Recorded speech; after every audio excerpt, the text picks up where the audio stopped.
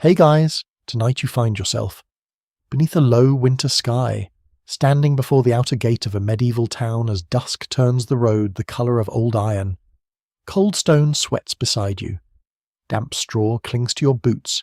Smoke gathers in the rafters of the gatehouse ahead, and far off, somewhere beyond the river mist, monastery bells count the hour with the patience of someone who has never had to sleep on hay. A torch snaps in the wind. Horse breath clouds the air like pale ghosts. Your cloak smells of wet wool, mud, and the faint memory of every bad decision that brought you here. Medieval travel brochures really oversold this experience. The truth is, you probably would not last a week out here. Not with the cold, the fleas, the suspicious bread, and the terrifying confidence everyone has in boiled herbs. So, before you get comfortable, take a moment to like the video and subscribe, but only if you genuinely enjoy what I do here. And while you settle in, tell me down in the comments where you're watching from and what the local time is in your little corner of the world. Now, dim the lights, maybe turn on a fan for that soft background hum, and let's ease into tonight's journey together. You shift your pack on your shoulder and step closer to the gate, where the road dips into a shining ribbon of mud. The town wall rises before you, not grand in the way minstrels like to sing, but practical, scarred, patched, and stained by many winters. Its stones hold the day's last cold. Moss grows in the cracks, black and green, and above the archway hangs an iron-bound portcullis with teeth like a patient animal. A pair of guards stand beneath it in padded jacks, stamping their feet. Their spears held more for posture than enthusiasm. One of them coughs into his mitten. The other watches you with the solemn suspicion reserved for strangers, tax collectors, and geese that know too much. You give your name, or at least a name that will do for tonight, and the guard squints at you by torchlight. Beside him, a small wooden tally stick rests on a shelf, notched to mark tolls and entries. A lesser-known habit of such places is that memory is often trusted less than wood. A cut in a stick can become more official than a man's oath, which is comforting only if you are the stick. The guard asks whether you carry salt, wool, wine, iron, or anything due a market toll. You carry none of these things, unless one counts damp socks as a trade good, and no one here seems desperate enough. Through the gate you pass beneath a ceiling blackened by years of smoke. Old rushes lie crushed near the threshold, swept badly into corners. The town breathes around you animals, hearth fires, tanners' vats, cabbage water, wet leather, and the sour sweetness of ale. It is not a pretty smell, but it is honest, and after the open road it feels almost kind. A dog appears from nowhere, brown, ribby, and self-appointed, trotting at your heel as if it has been expecting you all evening. You tell it quietly that you have nothing to give. It does not believe you. Dogs in towns like this have heard better lies from richer people. The lane bends between timber houses leaning toward one another as though exchanging rumours over your head. Their upper stories jut out, close enough that a person might pass a loaf from window to window without troubling the street below. A woman in a patched wool gown shakes rushes from a doorway, releasing the day's crumbs, soot, and old straw into the gutter. In some homes, sweet herbs are mixed with floor rushes, lavender if one is fortunate, meadow sweet if one is respectable. Whatever grows nearby if one is realistic to soften the smell and discourage fleas. Some swear that rosemary laid near the bed keeps away not only insect but troubled dreams, though no one can quite agree whether the dreams object to the scent or merely grow bored. You move toward the inn recommended by the gate guard, following the glow where the lane widens near a stone trough glazed with ice. A boy breaks the surface with a stick so a horse can drink. Somewhere a bell rings from a chapel tower, thinner than the monastery bell beyond the fields, and the sound slips down the alleys like a thread of silver. At the corner, beneath a painted sign showing a faded blue boar, Two men talk in low voices under the shelter of an eave. Their words pause when you pass, then resume in that careful manner people use when gossip wishes to pretend it is prayer. You catch only pieces at first. A knight has come back, not from tournament, not from some cheerful errand involving ribbons and trumpets, but from war beyond the marsh road, where a lord's quarrel has swallowed 3 harvests and too many sons. The knight's name is Sir Aldrin, or perhaps Sir Aldred. Those who tell the tale never fully agree, which is a very medieval way of keeping a story alive. One man says he was brave beyond reason. The other says bravery beyond reason is only fear wearing polished armour. They both fall silent again as a cart groans past, its wheel wobbling with a deep wooden complaint. The cartman has tied a charm of red thread and bent iron to the axle, a little protection against braking on bad roads. Considering the noise, the charm is doing administrative work at best. You linger just long enough to hear more. Sir Aldrin sleeps in the castle hall above the town, though sleep is apparently a generous word. He walks at night. He speaks to men who are not there. He cannot bear the clatter of pans in the kitchen, nor the sudden cry of crows from the wall. A serving girl swears she saw him kneeling before an empty armour stand as if confessing to it. The innkeeper's cousin says he laughs during prayers, not because he mocks God, but because he cannot stop. The barber surgeon has offered bleeding, of course, because barber surgeons approach the body the way a leaking roof approaches rain, with confidence and very sharp tools. The priest has offered confession. An old woman near the mill has offered a pouch of betony, vervain, and a scrap of parchment marked with the saint's name, to be worn under the shirt until the dreams loosen their teeth. Even now, it is hard to tell whether the town fears Sir Aldrin, pities him, or simply enjoys having something to whisper about besides grain prices. You continue along the lane, and the dog continues with you, toenails clicking on frozen patches of mud. Above the roofs, the castle rises on its mound, its towers dark against the last violet of evening. It is not enormous, but it owns the town by posture alone. A few lights burn in narrow windows, watchfires prick the wall like dull stars. Somewhere up there, men in fur-lined cloaks warm their hands over braziers, and somewhere among them a knight sits with the weight of iron memories pressing on his shoulders. You reach the inn door and pause beneath the sign. Warmth leaks from the cracks. Inside, someone laughs too loudly, and someone else calls for more ale with the urgency of a man fighting winter through drink alone. You push open the oak door, and heat, smoke, and human noise fold around you. Rushes cover the floor, cleaner near the hearth and questionable near the benches. Beeswax candles burn on a shelf for those willing to pay for the better light, while tallow dips do the humbler work elsewhere, smoking softly and smelling faintly of supper's less successful parts. A pot of pottage bubbles over the fire, thick with peas, onions, and whatever mercy the cook has found. Trenchers of coarse bread sit ready for stew, and smoked fish hangs from a beam, staring down with the expression of a saint who has seen too much. You find a place near the hearth, close enough to warm your fingers, but not so close that your boots begin steaming in public. The dog curls under the bench with the ease of a creature who has always owned it. Around you, travellers speak in murmurs, a pilgrim with tin badges sewn to his hat, a wool merchant guarding his purse beneath his elbow, a carter rubbing grease into cracked hands, and a thin clerk with ink stains on his cuffs, who watches everything and writes nothing down, which somehow makes him more suspicious. The innkeeper sets a wooden cup before you. The ale is small, cloudy, and safer than the water. Also, everyone insists with the calm certainty of people who have not invented microscopes. As you drink, the talk circles back to knights. It always does in towns under castles. Knights are meant to be the strong ones, the shining ones, the men who ride beneath banners while bells ring and peasants step aside.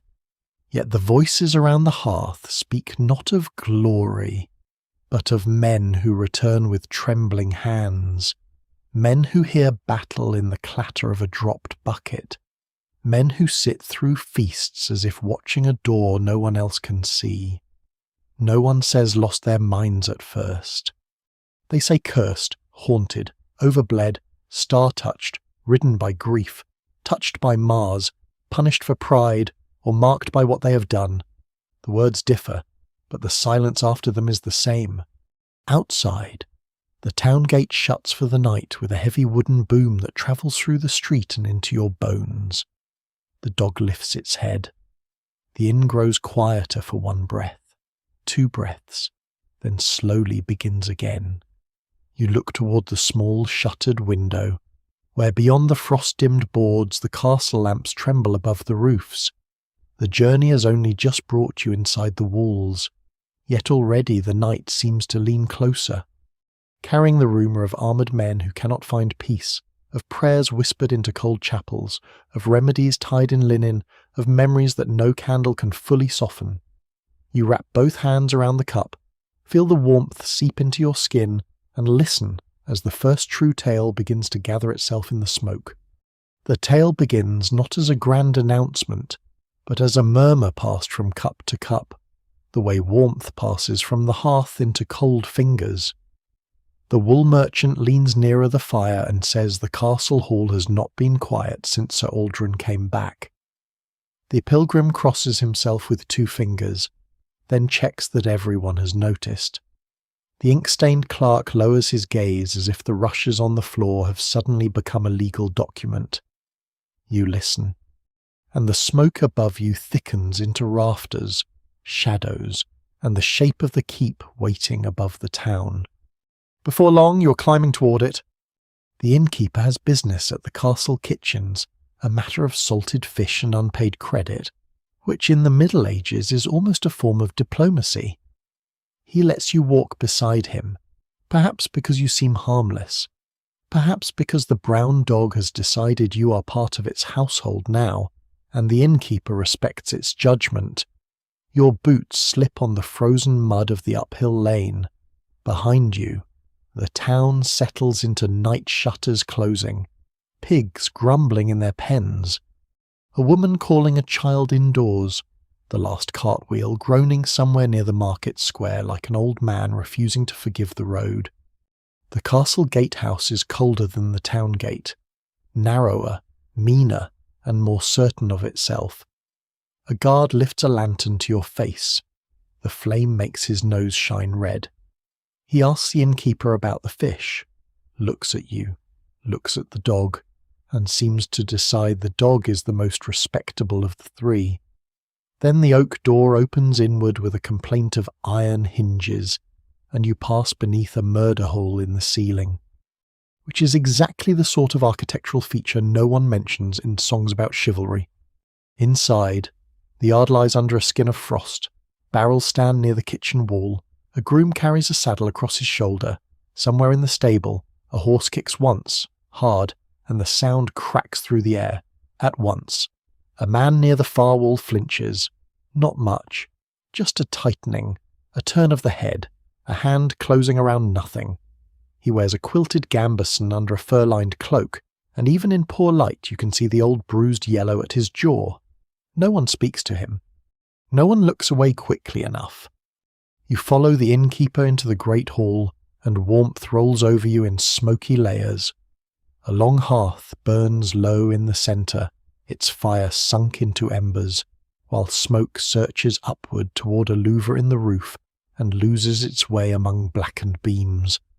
The floor is covered in rushes, newly laid near the dais and older near the door, where mud, crumbs, and ash have worked themselves into a dark, fragrant history. Servants move quietly with wooden bowls, a bucket of water, a basket of stale trenchers meant for the hounds or the poor, depending on which arrives first. Along the walls hang shields, spears, and pieces of armour, all of them catching the firelight in dull flashes. The helmets trouble you most. They sit on pegs and benches dented at the brow, scraped along the cheek, one with a torn leather strap dangling like a tired tongue. They are empty, of course, but the hall treats them as if they are still occupied. Some swear that a helmet keeps the temper of the man who wore it, especially if it was struck hard in anger. An old groom, passing with a coil of rope, mutters that iron remembers. No one can quite agree whether he means this as a proverb, a warning, or just something people say when they do not want to polish armour after dark. You take a place near the lower end of the hall, where a bench has been left close enough to the wall to avoid notice. The dog slips beneath it and rests its chin on your boot, claiming you for the evening. At the high table, men sit under faded banners that stir faintly whenever the wind finds the roof. Their cloaks are heavy, their cups full, their faces tired in ways that do not belong only to age. One has a scar across his lip that pulls his mouth into a permanent doubtful smile. Another keeps rubbing his thumb over the rim of his cup, round and round, though he never drinks. A third stares into the fire so steadily that you begin to wonder whether he watches flames at all, or something much farther away. Sir Aldrin sits apart from them, not at the centre and not quite outside the company. He is younger than the rumours made him, which is often how sorrow surprises you. His hair is cut blunt at the neck, his hands are broad, red from cold, and still marked where gauntlets have rubbed the skin raw. A fur cloak lies over his shoulders, but he does not seem warmed by it. Beside his cup rests a small sprig of rue tied with thread. Someone has placed it there for protection, or digestion, or sorrow. Or all three. Medieval remedies are rarely asked to specialise. The lord of the castle speaks to a steward about stores of oats, salted pork, and firewood, those dull matters that keep a household alive while poets are busy rhyming honour with banner. A household servant scatters a little fresh rush near the dais and tucks dried lavender beneath the bench, hoping to sweeten the air. At the hearth, a pot steams with beans and smoked bones. Every so often, a page turns a spit where the last of a goose browns slowly, dripping fat into a pan. It is ordinary work, steady and necessary, and yet beneath it lies a nervousness like ice under snow. Then a serving boy drops a pewter cup. It strikes the flagstones with a bright sudden clatter. Sir Aldrin rises before the sound has finished. His hand goes to his belt, though there is no sword there. The hall tightens. The servant freezes, pale as tallow, for one breath. The only movement is the smoke turning above the hearth. Then Aldrin blinks, sees the boy, sees the cup rolling in a small foolish circle, and sits down again. His face does not change, but his shoulders bend as if he has been struck by something no one else can see. No one laughs. Even the dog under your bench stays still. The scarred man at the high table speaks first, softly, too softly for a hall. He says it is nothing, just a cup, just noise. Sir Aldrin nods, but his eyes remain fixed on the floor. His thumb presses against the rue sprig until the leaves bruise and release a sharp green smell. The servant gathers the cup and backs away. The steward resumes talking of oats, though his voice has lost its rhythm. You understand then why the town whispers, not because a knight is monstrous, and not because he is cursed in the simple way of tavern tales, but because everyone can see the shape of something they do not know how to name. In this world, fear has many costumes. It may be called cowardice by fools, sin by the severe, possession by the frightened, melancholy by the learned, or an imbalance of humours by those fond of long words and leeches. Some swear that too much black bile gathers in a man after winter campaigns, darkening his thoughts like soot on rafters. Others say that the soul, once shaken loose by violence, wanders behind the body and must be coaxed back with bells, prayer, and warm food. You sit with your cup untouched, listening as talk creeps back into the hall in careful threads. A knight with grey in his beard tells half a tale about a siege where the men inside the walls began hearing bells though the church tower had burned. Another says he once knew a man who could not sleep unless his boots were placed toward the door, ready to flee, even in his own chamber. The tale breaks there, unfinished, because Sir Aldrin has lifted his head. No one wants to see whether he is listening. Above you, a beeswax candle gutters in a draught, its flame leaning sideways, recovering, leaning again. The same bell you heard from the town now sounds faintly below, softened by stone and distance. You think of the gate closing, the wet wool smell of your cloak, the rumours under the Blue Boar sign, and the road that brought men away from battle but did not always bring them home inside themselves. The hall is warm, the fire is steady, the benches are crowded, and still the fear remains. Seated among them like an uninvited guest who has taken off his boots and means to stay. The hall does not settle all at once. It loosens slowly, like a knot in cold rope. Men return to their cups, servants return to their carrying, and the dropped pewter cup is tucked away, as if hiding the object might hide the sound it made. Sir Aldrin remains where he is, shoulders bowed beneath his fur-lined cloak, one hand still near the bruised sprig of rue. You watch the firelight move across the dents in the helmets along the wall, and for a while the whole hall seems to breathe around them. Then someone touches your sleeve. You turn and find a young squire standing beside the bench. He is perhaps 17 or 18, narrow in the face, with straw-coloured hair cut unevenly under a wool cap. His tunic is good enough to show he serves a knight, and stained enough to prove the service is real. A leather belt holds a small eating knife, a keyring, and a folded cloth darkened by oil. He glances toward the high table, then toward the side door, then toward the dog under your bench, as if the dog may be the ranking official here. You came from the inn, he says softly. You nod. He says the kitchen has sent for more salted fish, and the innkeeper is arguing below stairs about measures, barrels, and whether a man can call something fine winter stock if it smells like a low tide with ambitions. The squire needs a pair of hands to carry a lantern and a small coffer from the lower store passage to Sir Aldrin's chamber.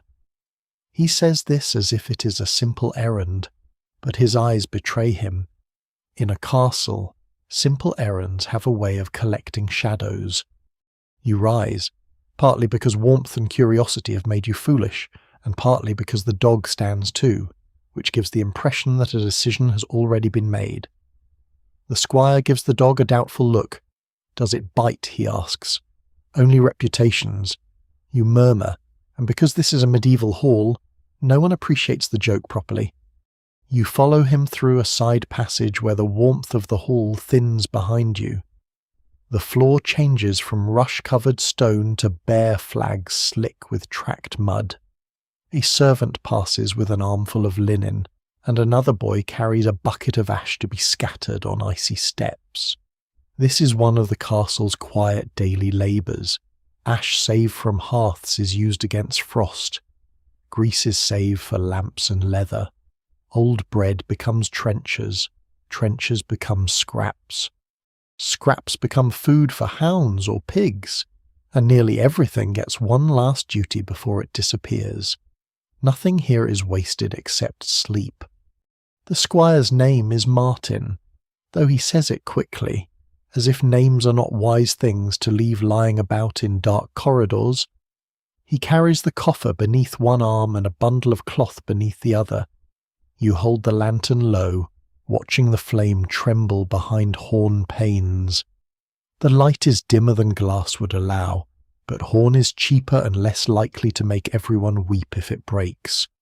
On the walls hang pegs, cloaks, spare tack, a cracked shield, and a string of dried onions. Somewhere beyond the stones a wind presses against the castle like a hand. Martin speaks because silence troubles him more than words.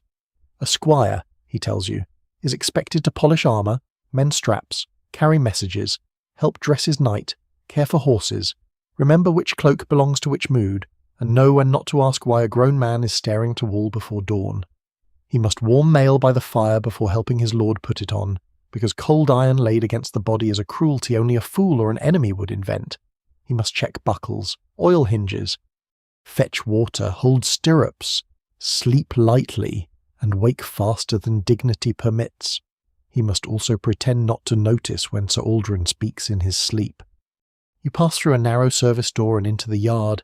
Night opens above you, black and frosted with stars. The mud here has stiffened at the edges but remains soft in the middle, so your boots make the slow, sucking sound of a road that has taken a personal dislike to you.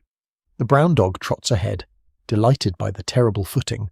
Across the yard, the stable glows faintly. A groom sings under his breath while rubbing down a horse with straw, and the animal steams in the cold. Near the well, a maid has turned a pail upside down to keep the water from freezing too quickly. A small trick known in many households, though no one can quite agree whether it truly helps or merely gives people the comfort of having done something. Martin pauses under the shadow of a stair tower. From his pouch he takes a tiny charm, a twist of blue thread tied around a bent nail. He touches it to the door latch before opening it. "For iron," he whispers. "You wait." He explains, reluctantly, that some say iron drives away ill-wishing, night terrors, and wandering spirits. Others say it keeps a man's own soul from slipping too far when dreams pull at it. Some swear that a nail from a church door is strongest, though stealing from a church in order to become holier has always seemed like a risky style of devotion. Martin does not smile. He has the look of someone who has tried several charms and is disappointed that none have become instructions. The stair inside is steep and smells of damp stone, candle soot, and old wool. Your lantern light climbs ahead of you in trembling slices, at a landing. Martin stops beside a small wooden chest and sets down the coffer. From the cloth bundle he draws a shirt, carefully folded, and a pair of hose needing repair at the knee. "These are for Sir Aldrin," he says. "Clean linen is believed by many to calm the body, especially after confession or bleeding. And some learned men insist that order outside the skin may encourage order within. Even now, it is hard to tell whether such care heals the troubled or simply gives the living something gentle to do for them." You continue along a passage lined with closed doors. Behind one comes snoring, behind another, muttered prayer, behind a third, nothing at all, which somehow feels less comforting. Martin tells you that last week Sir Aldrin woke before dawn and tried to saddle his horse in the dark. Certain the horn had sounded, there was no horn, only the abbey bell beyond the river, ringing for lords, the same bell you heard at the gate, patient and far away. Since then. Martin hides the riding boots after supper and keeps the spurs in a linen bag beneath his own pallet. He says this with shame, as if tricking a knight is worse than letting him ride into a winter ditch. At Sir Aldrin's chamber door, the squire lowers his voice further. The oak is bound with iron straps, and the keyhole shines from much use. Martin does not open it at once. He listens. You listen too. For a moment there is only wind. Then a soft sound comes from within, not speech, not weeping, but something like a man taking a breath before answering a question no one has asked. Martin knocks. No answer. He touches the bent nail charm once more, then turns the key. Inside. The room is small, warmer than the corridor, but not by much. A brazier glows low. A wool blanket lies folded on a bed with ropes beneath the mattress. A half-burned candle stands beside a wooden cup of watered ale, and on the sill rests a little bundle of dried betony, vervain, and rue tied with red thread. Near the wall, Sir Aldrin's sword belt hangs without the sword. His mail shirt has been spread over a stand, oiled and dark, waiting like rain made into clothing. Sir Aldrin is not there. Martin goes still. You lift the lantern. Its light moves over the bed, the coffer, the folded blanket, the empty corner where a man should be. The dog sniffs once at the threshold and looks back down the passage. Somewhere below, faint through stone, The castle hall murmurs. Somewhere beyond it, the town sleeps behind its shut gate, and somewhere within these walls, a knight who cannot trust his own dreams walks awake in the dark. Martin swallows, gathers the clean shirt against his chest and whispers that you had better keep the lantern high. You lift the lantern higher, and the horn panes throw a weak amber square across the passage. Martin stands with the clean shirt clutched to his chest like a shield made of laundry, which is not the worst shield in this castle, considering what some of the dented helmets downstairs have endured. The dog gives one soft huff and begins trotting away from Sir Aldrin's chamber, nose low, tail neither cheerful nor afraid, moving with the confidence of an animal that has discovered a plot first. You follow. Down the stair you go, slower now, listening for steps that are not yours. The hall's murmur seems farther away, the stones closer, the night thicker in the corners. You pass a sleepy servant curled beneath a wool blanket near the landing, set there to wake if the household bell rings before dawn, with a crust of bread soaking in small ale beside him. Somewhere a shutter knocks once, somewhere a horse stamps. The brown dog pauses at a small arched doorway cut into the inner wall, then slips through without permission, as dogs and rumours often do. Martin whispers that this way leads to the chapel. You enter a narrow passage smelling of wax, damp wool, and cold ash. Ahead, a pale strip of light lies under a door. The abbey bell beyond the river begins to sound again, faint and measured, perhaps marking Compline, perhaps only reminding the world that monks have schedules and intend everyone else to suffer spiritually. Martin crosses himself.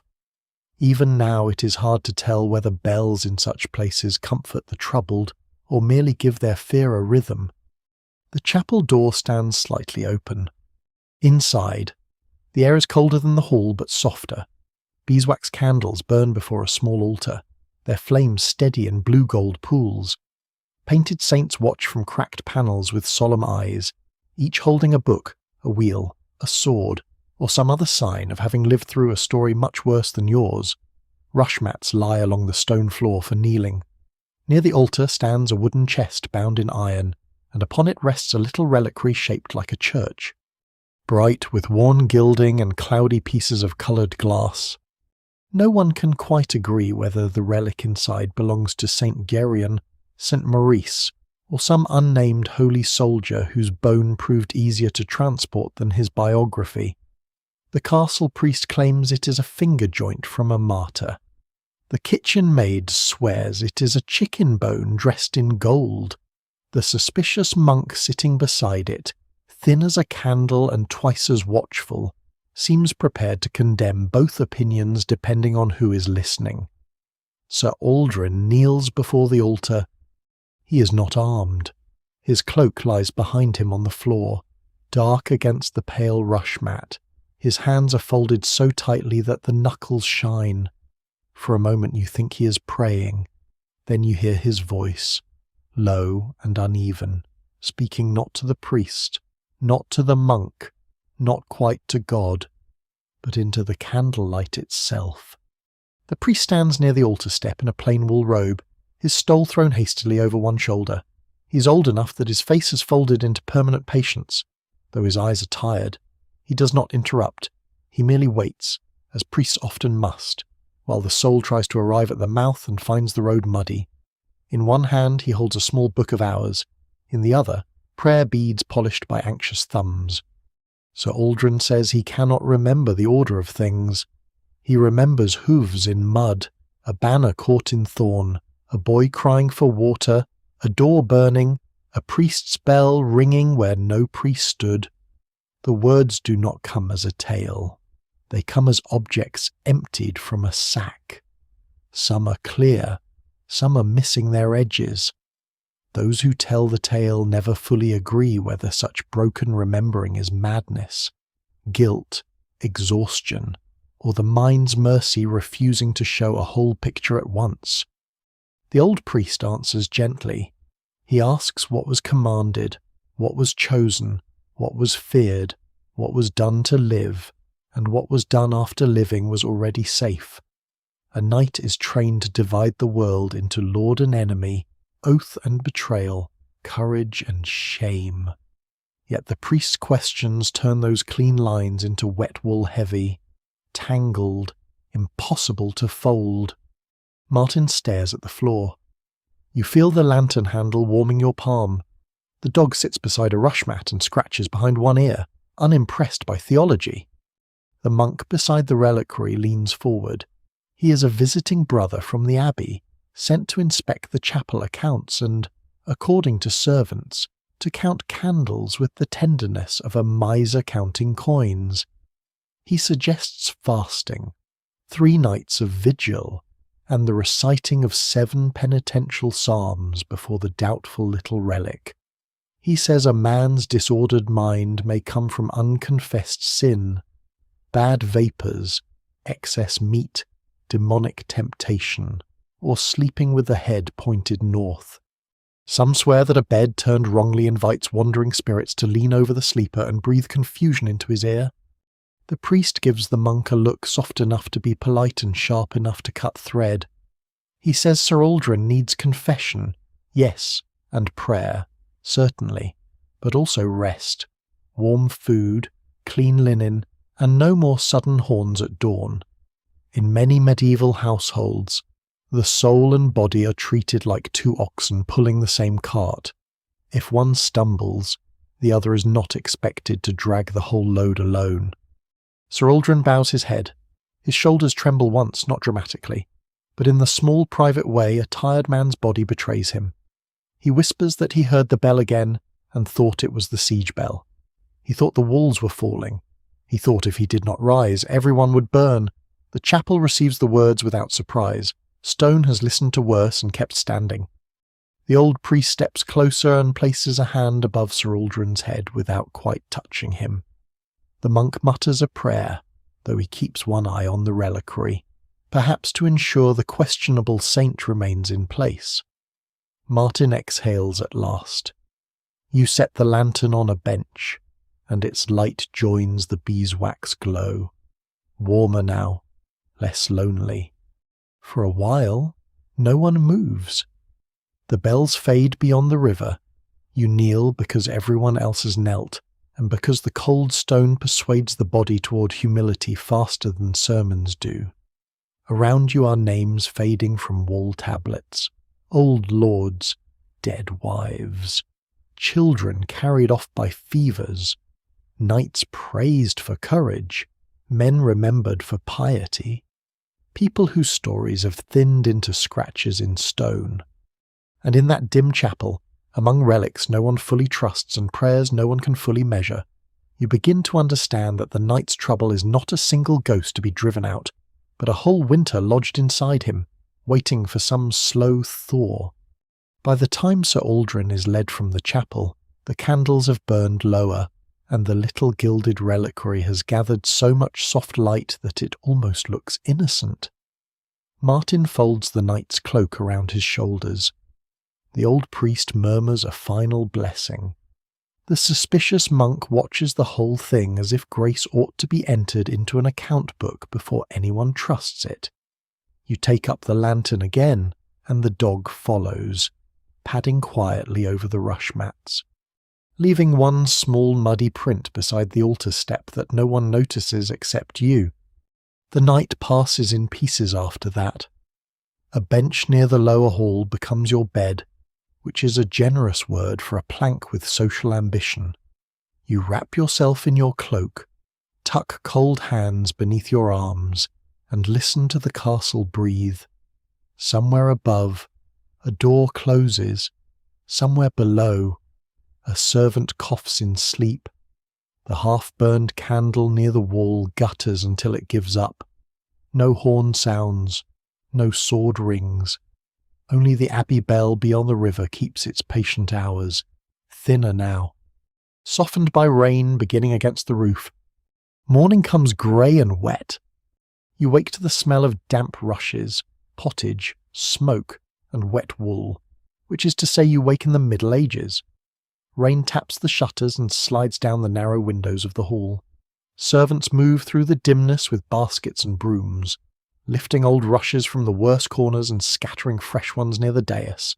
One woman sprinkles dried mint among them, muttering that it keeps fleas away and lightens heavy thoughts. Some swear that mint underfoot cheers the heart. Though no one can quite agree whether the heart notices, or whether everyone is simply relieved the floor smells less like old boots, Martin appears with red-rimmed eyes and a crust of bread in his hand. Sir Aldrin has slept, he says, not long, not peacefully, but enough that the whole household speaks of it, as if a minor saint has visited the linen cupboard. The priest has ordered him warm broth, no wine before noon, and no loud work near his chamber. The Lord has ordered the manor court to proceed anyway, because rent, land, and arguments are more punctual than mercy. You follow Martin down toward the gatehouse, where the court is held on wet mornings when the yard is too miserable and the hall too crowded. Rain runs from the eaves in silver threads. The broken cartwheel you heard the night before now leans under a shed, its charm of red thread and bent iron still tied to the axle, looking tired but proud. Men and women gather under cloaks, hoods, sacks, and whatever else can be persuaded to keep rain off a human neck. A reeve stands near a trestle table with a wax tablet and a face made for disagreeing. Beside him waits the steward, fur-lined cloak pulled tight, iron keys at his belt, each key large enough to open either a storehouse or a moral problem. The manor court begins with names. Names are called, mumbled, corrected, disputed, and sometimes answered by cousins because the named person is ill, dead, or hiding from a fine involving a pig. The clerk marks notes with a stylus, smoothing the wax when a matter is done. It is a practical little magic, writing that can vanish under a thumb, and you wonder how many lives are shaped first in wax before being fixed on parchment by someone warmer, drier, and more convinced of Latin. A widow in a brown hood complains that her neighbour has shifted a boundary stone near the barley strip. The neighbour says the stone has always stood there. The widow says he says that because he moved it in darkness. The neighbour says he was asleep. A boy near the back whispers that sleep is exactly when boundary stones travel, if witches are involved. His mother pinches his ear without looking at him. No one can quite agree whether stones moved by malice, rain, bad memory, or clever hands are easiest to put back. Next comes a quarrel over grazing rights, then a missing goose, then a tenant accused of failing to repair his share of the Lord's ditch, which everyone can see is now a long brown canal carrying rainwater, with great enthusiasm. The reeve speaks of custom, the villagers speak of weather, the steward speaks of obligation. Each word falls with the rain, steady and cold, and beneath these small disputes, Sir Aldrin's shadow stretches.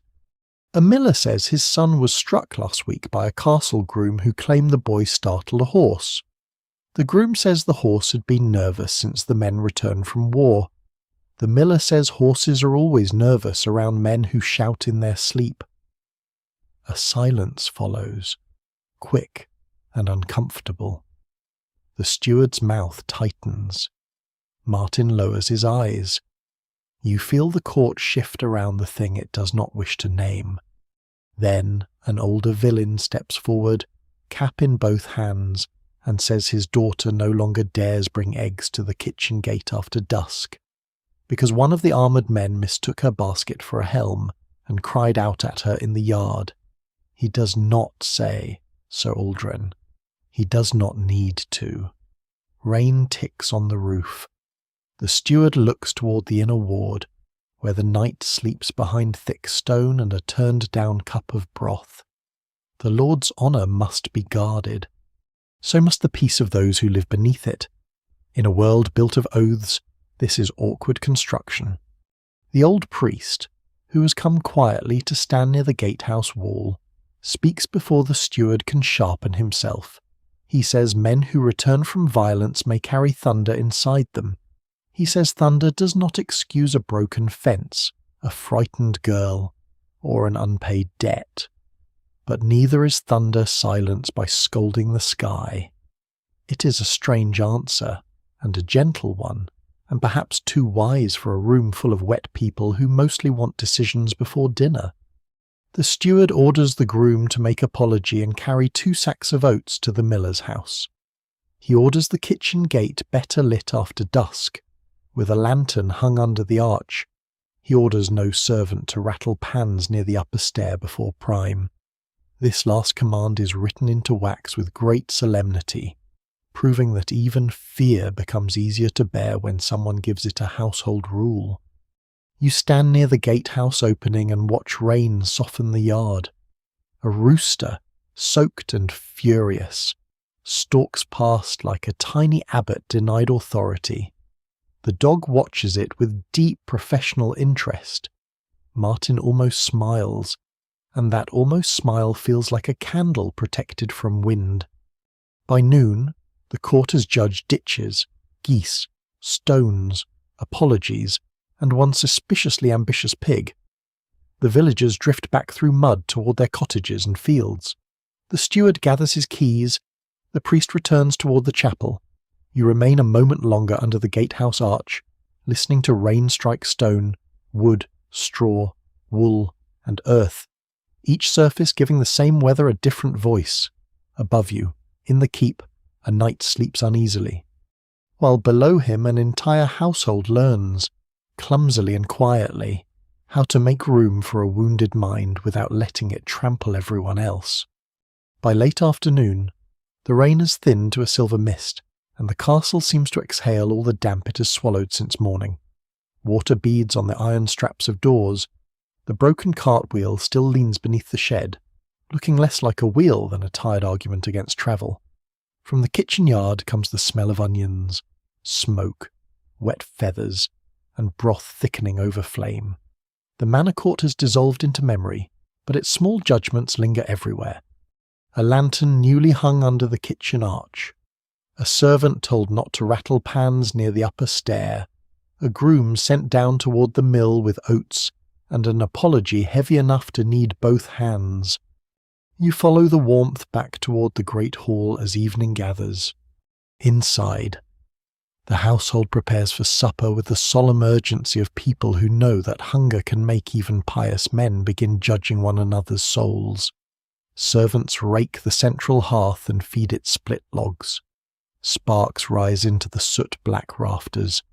Fresh rushes have been scattered near the high table, with lavender and mint mixed among them, and the scent rises faintly beneath the heavier smells of meat, ale, damp wool, and old smoke.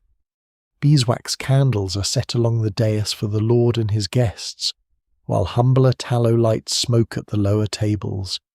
This is how rank announces itself in the evening. Some people get golden light, and some people get the smell of boiled animal fat pretending to be illumination. You take your place near the lower end of the hall, not far from where you sat the night before. The brown dog settles beneath the bench as if it has inherited property. Martin moves between table and sideboard, carrying cups, wiping spills, keeping one eye on the upper stair. He looks less frightened now, though weariness still clings to him like wet wool. At the high table, the lord sits beneath faded banners whose painted beasts seem to watch the room with peeling patience. A lion with a cracked eye, a red boar dimmed by smoke, a saint on horseback whose spear has flaked away, leaving him pointing sternly at nothing. Sir Aldrin enters after the priest. No one announces him. The hall simply notices. He wears a clean linen shirt beneath a dark wool tunic, and his cloak is clasped at one shoulder. The raw marks at his wrists have been washed. His hair is still damp, perhaps from rain, perhaps from a basin of cold water used to steady him before supper. Around his neck, beneath the collar, you glimpse a little linen pouch tied with red thread. Bettany, Martin told you earlier. Vervan too, perhaps. Some swear that Bethany protects against fearful visions and bad dreams, while others claim it mostly protects herb sellers from poverty. No one can quite agree whether it truly draws sorrow from the mind. But in this hall tonight, even a small hope tied in cloth is treated with respect. The meal begins with bread. Not soft white bread, unless you are close to the dais, but coarse brown loaves with hard crusts and honest intentions. Trenchers are laid out, thick slices of stale bread ready to catch stew and gravy. Wooden bowls of pottage follow, rich with peas, leeks, and bits of smoked pork. There is salted fish from the innkeeper's stores, which still smells faintly like a shoreline regretting itself. There are onions roasted in the embers, cabbage, cheese wrapped in cloth, and a goose divided with careful ceremony near the high table. Ale moves in pitchers, small and cloudy, safer than the well after rain, and more forgiving than most people. You eat slowly, letting the warmth of the pottage settle through you. Around you, conversation gathers strength. A carter tells of a bridge washed out beyond the south fields. A groom insists that a horse can sense a man's troubled dreams through the saddle.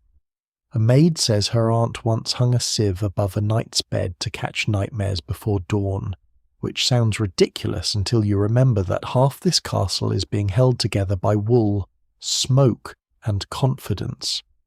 At the high table, the lord calls for a song. The minstrel is a narrow man with clever fingers and a voice soft enough not to startle anyone, which may be why he has been chosen. He sings not of battle at first, but of winter roads, lost gloves, and a pilgrim who mistakes a toll collector for a saint because both demand offerings before letting him pass. The hall laughs gently. Even Sir Aldrin's mouth moves, not quite a smile, but nearer than before. The dog under your bench sighs in approval, or possibly digestion.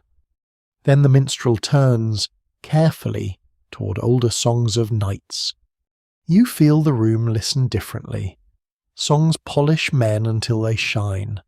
They turn mud into glory, fear into courage, hunger into noble endurance, and a desperate scramble through a ditch into bold advance under heaven's eye. Medieval verse is beautiful, yes, but it is also a talented lyre with a harp.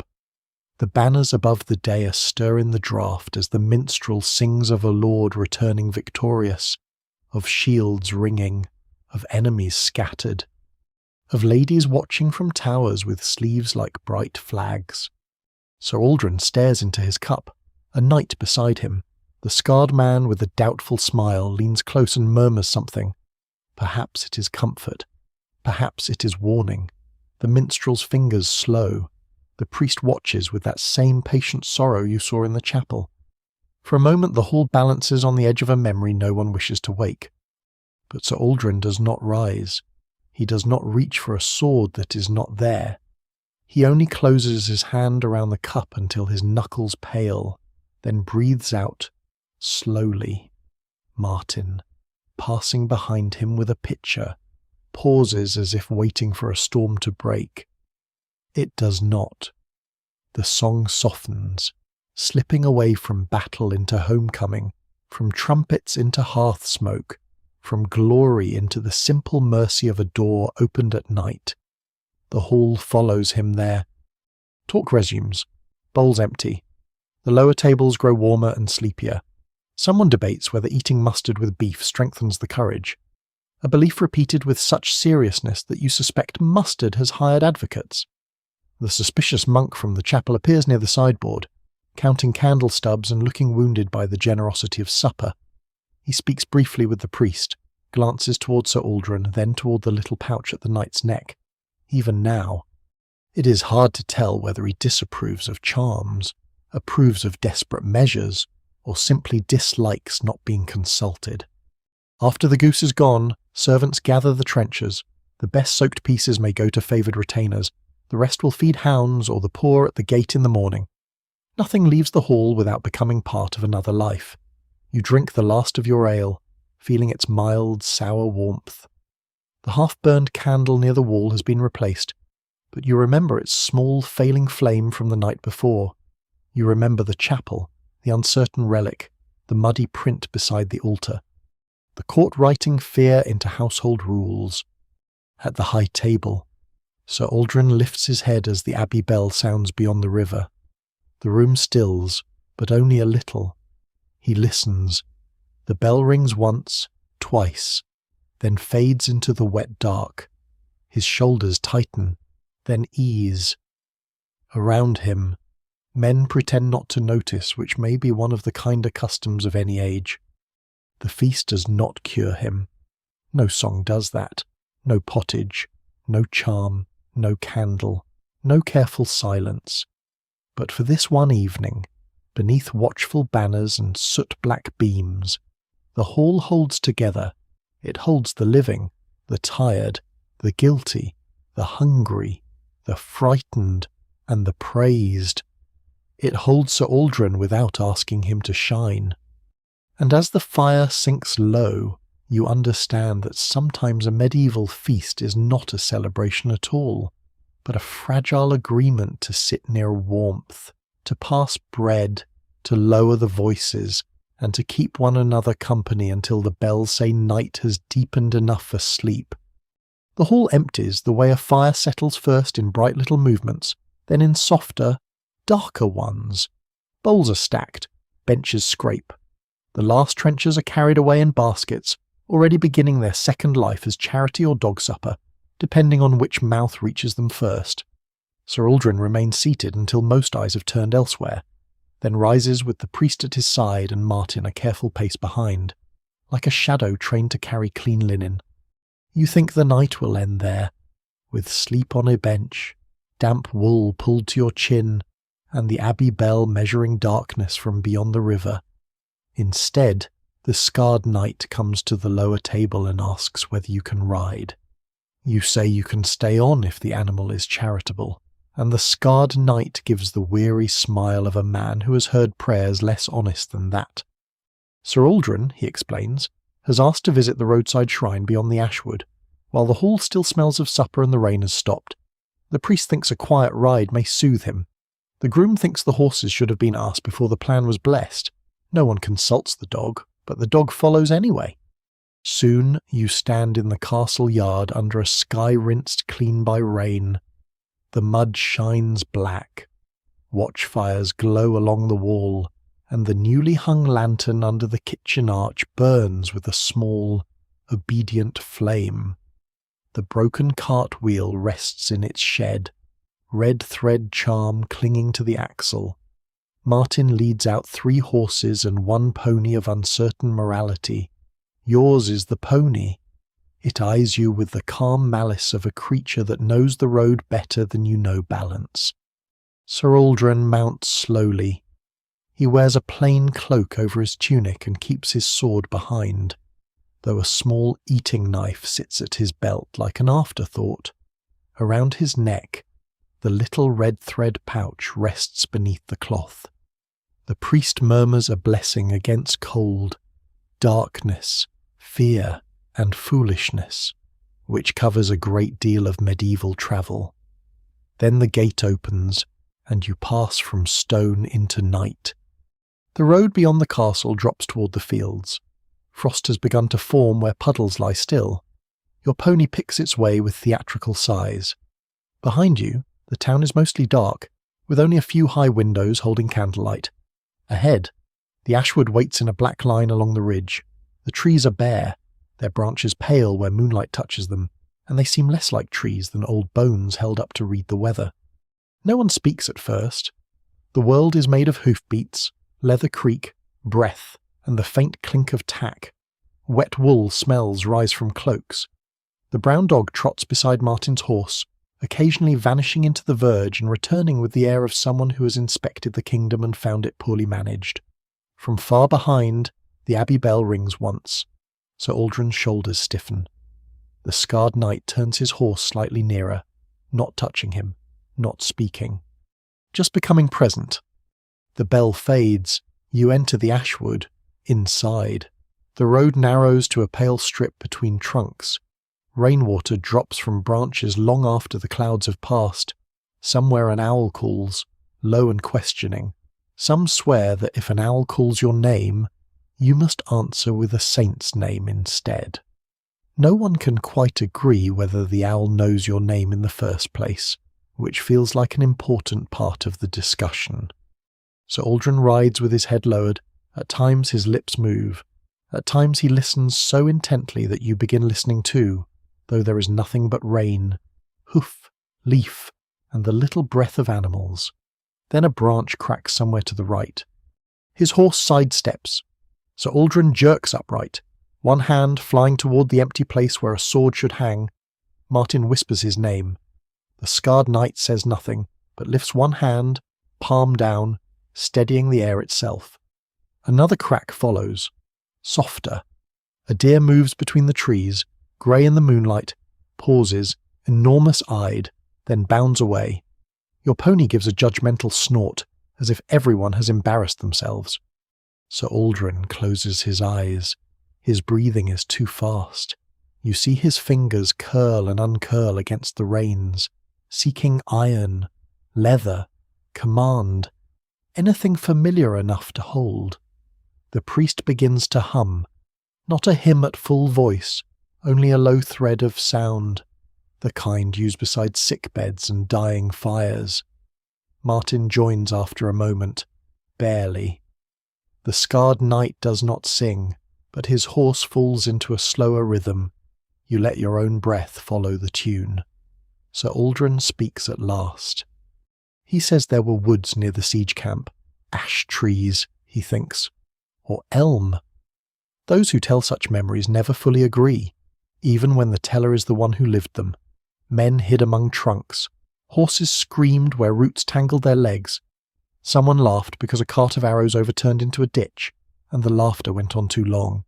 He says he hears that laughter when branches crack. He says he knows this is not that wood, and still his body does not believe him. The priest answers that bodies are stubborn scribes. They copy fear long after the mind has ordered the page scraped clean.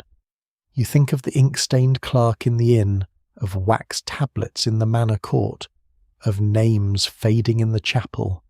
Perhaps the body keeps its own parchment written in pulse, flinch, sweat, and sleeplessness. At the heart of the wood, you come to the roadside shrine.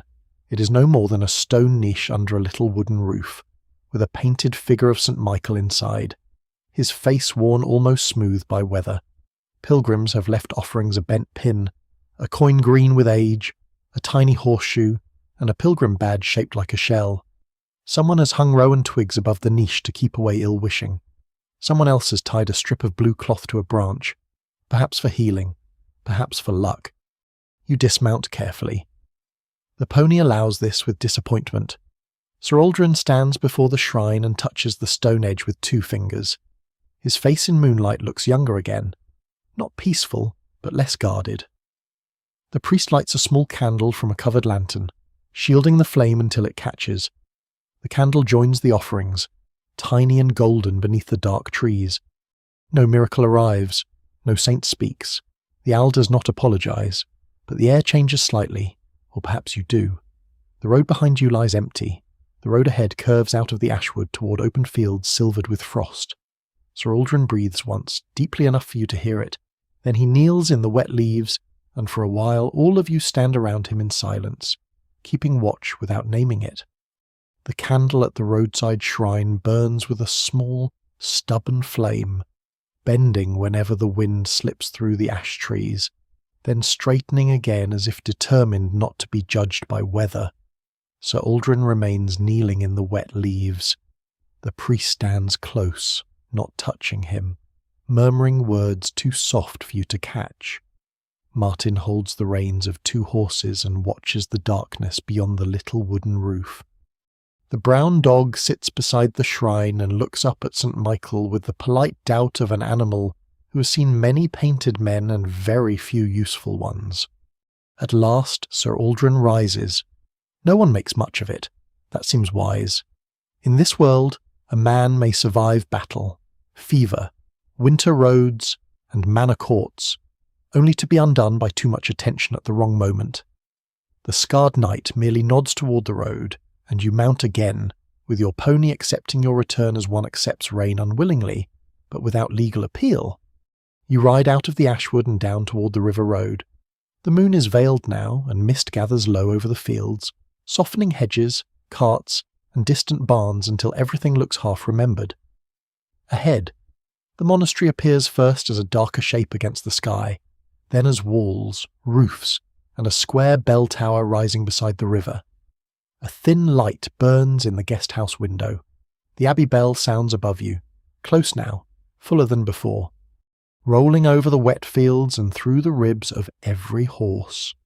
Sir Aldrin flinches, but does not break. The priest sees it, Martin sees it, you see it too, and pretend, kindly, to be very interested in your pony's ears. Some mercies are made of silence. The monastery gate is opened by a lay brother with a lantern and a face still wrinkled from sleep. He wears a rough wool habit belted with cord, and his bare feet are shoved into wooden pattens that clack on the stones. He knows the castle priest, knows Martin, knows Sir Aldrin, and seems to know the dog, which suggests the dog has a wider social life than you do. He lets you into the outer court, where rainwater gleams between cobbles and the smell of damp hay, candle wax, river mud, and cabbage soup drifts from the kitchens. Monasteries are not as silent as stories promise. They murmur, they breathe, they shuffle.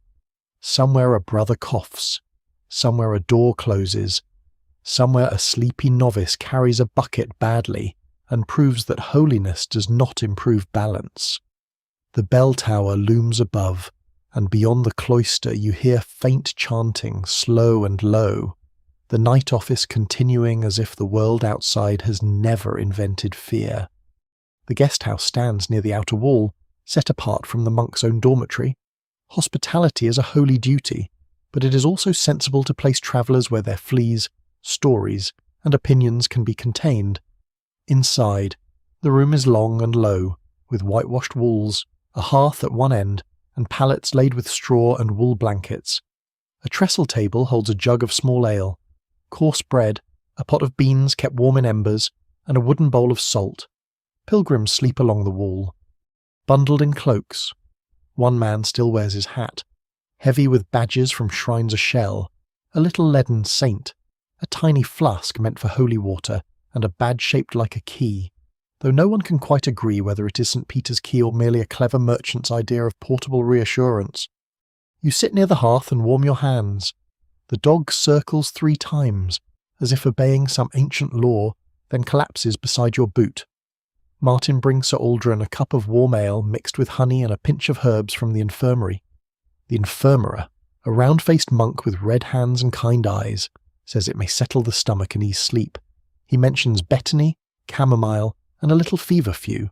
Some swear that feverfew drives away both headaches and melancholy, though others say it mainly tastes so bitter that sorrow leaves the body out of self-defence. The suspicious monk from the castle chapel is here too. Of course he is. He sits at the trestle table with a wax tablet, counting something in the margins of a life that surely did not ask to be counted. In the better light you see his thin nose, sharp chin, and ink stains around his thumbnail.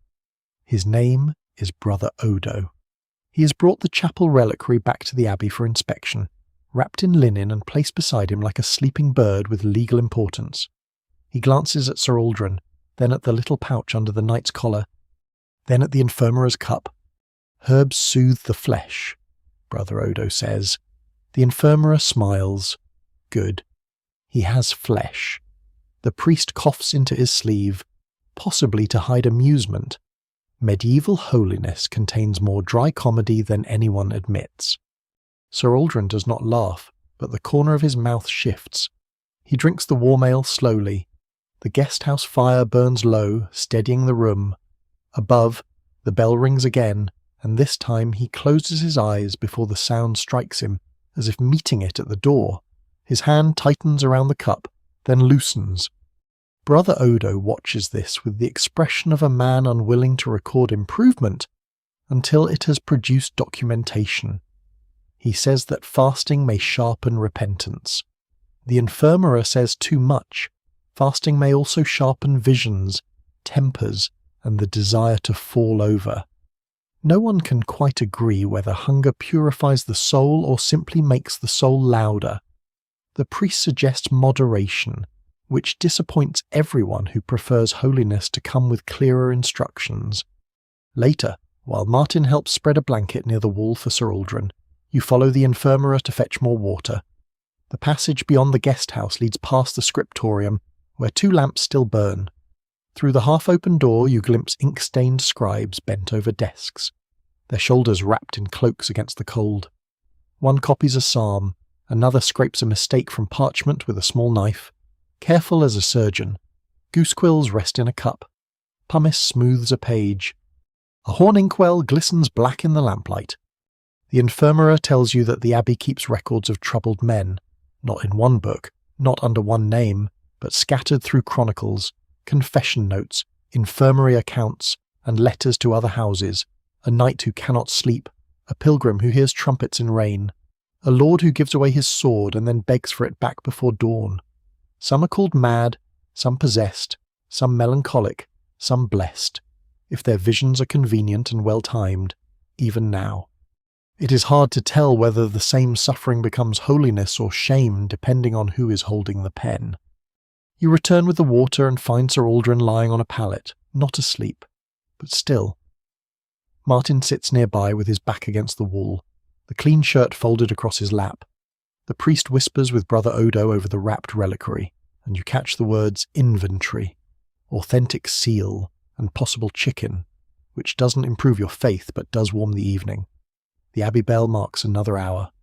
This time, Sir Aldrin only breathes. You settle beneath a wool blanket that smells of lanolin, smoke, and many previous guests who have achieved sainthood mostly by leaving. The fire settles into embers. The scribes scratch faintly beyond the wall, small sounds like mice with education. Pilgrims turn in their sleep. Martin's head droops.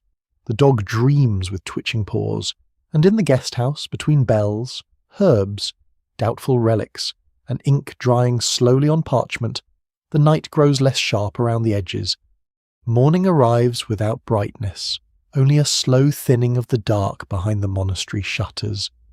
The guest house stirs one blanket at a time. A pilgrim coughs. Someone fumbles for shoes in the straw. The brown dog wakes with the grave expression of a creature who has spent the night guarding history from crumbs. Beyond the wall, the abbey bell rings for prime, close and full. No longer a distant silver thread, but a bronze voice shaking dew from the roof tiles. Sir Aldrin wakes before the last note fades. He does not rise in fear. He only opens his eyes, breath held, hand pressed against the little red thread pouch beneath his shirt. Martin wakes too, instantly, like a boy trained by too many bad nights. The priest sits up from his pallet and waits. Brother Odo, who appears to have slept sitting upright beside the wrapped reliquary, blinks as if disappointed that morning has arrived without submitting a written request. For several breaths. No one moves. Then Sir Aldrin lets the breath go. It is a small thing, but in that room it feels almost like weather changing. The infirmary brings warm water in a wooden basin and a cloth scented faintly with rosemary. Martin helps Sir Aldrin wash his face and hands. Cleanliness here is never as simple as comfort. It is order, discipline, sometimes medicine, sometimes prayer. Some swear that rosemary strengthens memory and keeps dark thoughts from nesting too deeply, though no one can quite agree whether it clears the mind or merely makes a man smell more prepared for being alive.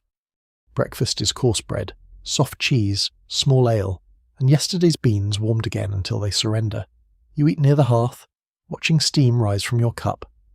Brother Odo speaks with the castle priest about taking the reliquary to the town goldsmith for inspection. Since one hinge has loosened and the doubtful saint inside rattles faintly when carried, this troubles everyone except the dog, who would probably respect a saint more if it rattled less and smelled more like bacon. The road back toward town lies under a low sky. Mist clings to the river meadows, and frost silvering the hedges melts wherever the sun, pale and undecided, touches it. You walk beside Martin while Sir Aldrin rides slowly ahead with the priest and the scarred knight. The monastery recedes behind you, its bell tower softened by haze. In the cart track, old puddles hold the colour of pewter.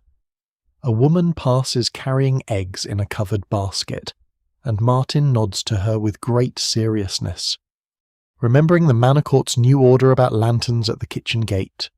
By the time you reach the town, the market is already breathing awake. The gatekeeper recognises the party and waves you through with only enough suspicion to maintain tradition. Inside, the square has filled with stalls, carts, baskets, and voices. Market day is not merely shopping, it is news, courtship, argument, gossip, tax, medicine, temptation, and weather complaint arranged around a muddy open space. A bell from the chapel marks the hour. A toll collector sits beneath an awning with a tablet, weighing coins and frowning at anyone whose honesty appears too polished. The smells come first: warm bread, damp wool, onions, horse dung, frying cakes, smoked fish, leather, beeswax, and the sharp green bite of crushed herbs. Merchants spread cloth over trestles. A potter stacks bowls the colour of wet earth. A woman sells coarse linen from a roll, measuring by the length of her arm with a confidence that suggests her arm has never been challenged in court. Near the well, a barber surgeon sets out his basin, razors, lancets, jars, and little boxes of salves, arranging them with the cheerful calm of a man whose profession begins where other people's courage ends. Sir Aldrin dismounts near the edge of the square. He does not like the noise. You can see it before anyone says anything, and your hammer strikes metal at the smith's stall, and his shoulders tighten. A goose shrieks from a basket, offended by commerce, and his hand flexes. Martin moves closer, not crowding him, only there. The scarred knight positions himself between Sir Aldrin and the busiest part of the market. The priest suggests looking first at the herb woman's stall, where the crowd is thinner and the smells are kinder. The herb woman is old, or perhaps only bent by work and winter. Her stall is a hanging garden of bundles betony, rue, vervain, sage, lavender, yarrow, mugwort, feverfew, comfrey, mint, and dried rose petals tied in bunches from a rope. Little linen bags lie in rows, each marked with a thread of different colour. She sells remedies for toothache, sleeplessness, swelling, sour stomach, weak courage, bad dreams, unlucky milk, and husbands inclined to wander mentally or physically, which seems an ambitious range for one table. She eyes Sir Aldrin without fear. For sleep, the priest says. For peace, Martin adds, then looks embarrassed. The herb woman nods as if both are items she keeps in stock when harvest allows. She opens a small pouch and lets Sir Aldrin smell it: lavender, betony, and a pinch of dried hops. Hops, she says, may calm the nerves when placed near the pillow or steeped weekly. Some swear that mugwort under the bed brings true dreams, while lavender drives false ones away. No one can quite agree what happens if both are used together, though one imagines the dreams simply argue all night and leave the sleeper out of it. The barber surgeon drifts over, sensing a customer or a theological disagreement. He recommends bleeding from the arm to ease overheated blood and lighten the pressure of melancholy. Brother Odo, who has joined you carrying the wrapped reliquary like an offended loaf, suggests confession is safer than lancets. The infirmera, arriving from another stall with a packet of chamomile, says warm broth, rest, and fewer startled awakenings may do more good than opening a vein on a cold morning. The barber surgeon looks wounded, as men often do when deprived of an opportunity to sharpen something. Sir Aldrin listens, pale but steady. You realise the market has made an entire theatre of invisible wounds. Here are leeches in a jar, sliding darkly through water. Here are pilgrim badges, little leaden promises stamped with saints and shells, sold to people who want proof that they have walked toward hope. Here are amulets of rowan, iron nails bent into crosses, scraps of parchment bearing holy names, blue beads against the evil eye, and tiny wax images meant to be offered at shrines in exchange for healing a limb, a fever, a fear, or a grief. Here is a man selling powdered coral for protection, though it looks suspiciously like expensive red dust. Here is a woman insisting that tying red thread around the wrist prevents night terrors from climbing the arm into the heart. Even now, it is hard to tell whether the remedies work because of herbs, prayer, habit, time, or the tender fact that someone is willing to say, "Here, try this. You are not beyond helping." Martin buys a fresh pouch for Sir Aldrin, and the priest buys chamomile from the infirmera. Brother Odo takes the rattling reliquary to the goldsmith, who shakes it once, frowns, and says saints should not sound like peas in a cup. The dog finds a dropped crust under a bread stall and accepts it as a miracle superior to documentation. As the market noise rises around you, Sir Aldrin stands beneath the herb woman's awning, holding the new pouch in one hand. A smith's hammer rings again. He flinches, but less. A goose shrieks again, because geese believe repetition strengthens argument. This time, Sir Aldrin almost laughs. Not fully, not freely, but enough that Martin looks down to hide his face, and the priest's shoulders ease. The square remains muddy, loud, and human. Bells ring, coins clink, ale is poured, bread is weighed, charms are tied, lies are told with excellent posture. Yet in the middle of all this ordinary disorder, among leeches, herbs, badges, amulets, and doubtful cures, a troubled knight holds one more small remedy against the dark, and for the length of a market morning, that is enough. The market loosens its grip on you near midday, though it sends you away with traces of itself mud on your hem, herb scent in your sleeve, breadcrumbs in your pouch, and the memory of a goose whose opinions may outlive several kings. Sir Aldrin rides quieter on the road back to the castle, the new linen pouch tied beneath his collar, the old one tucked away by Martin as if even exhausted herbs deserve retirement. The brown dog trots behind the horses with market confidence, occasionally licking its lips in remembrance of the crust that history provided. The castle yard is louder when you return, not with panic, not with feasting, but with practice. From beyond the stable block comes the thud of wood against wood, the grunt of men under effort, the snort of horses, and the repeated crack of a lance striking a shield. Martin hears it before Sir Aldrin fully does. His face tightens. The scarred knight glances toward the inner yard and mutters that the young men are at the Quinton again, because apparently the household has decided peace is best honoured by attacking a post with a painted face. You follow the sound. The tilt yard lies along the flatter ground inside the outer wall, churned into mud where hooves have worried it all winter. A rail marks the practice lane. At one end stands the Quinton, a rotating wooden arm with a shield on one side and a weighted sack on the other. A rider charges, strikes the shield, and if he's slow to duck, the sack swings around and knocks him in the back. It is considered training. Though from where you stand, it looks very much like a machine invented by someone who disliked squires. A young rider takes his turn. He lowers his lance too late, clips the painted shield badly, and the sack swings around with slow, inevitable justice. It thumps him between the shoulders. He lurches forward, nearly loses his seat, and the watching boys burst into laughter. His horse, dignified beyond all human foolishness, stops at the end of the lane and sighs.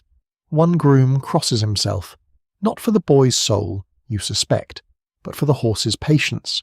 Sir Aldrin stands beside the rail. He watches without speaking. The crack of lance on wood makes his jaw tighten, yet he does not turn away. The priest remains near him, hands tucked into his sleeves against the cold. Martin carries a folded cloak and a small flask of warmed ale, ready for either comfort or retreat. Along the wall, older men-at-arms repair straps, sharpen blunted practice swords, rub grease into leather, and argue over whether rain harms bowstrings more than poor storage or lazy apprentices. One man warms his hands over a brazier and says a strip of badger hair tied near the saddle keeps a horse brave. No one can quite agree whether this is wisdom, superstition, or an insult to the horse. The practice continues. A pair of squires put on padded coats and helmets for sword drill. Their wooden wasters meet with hollow claps.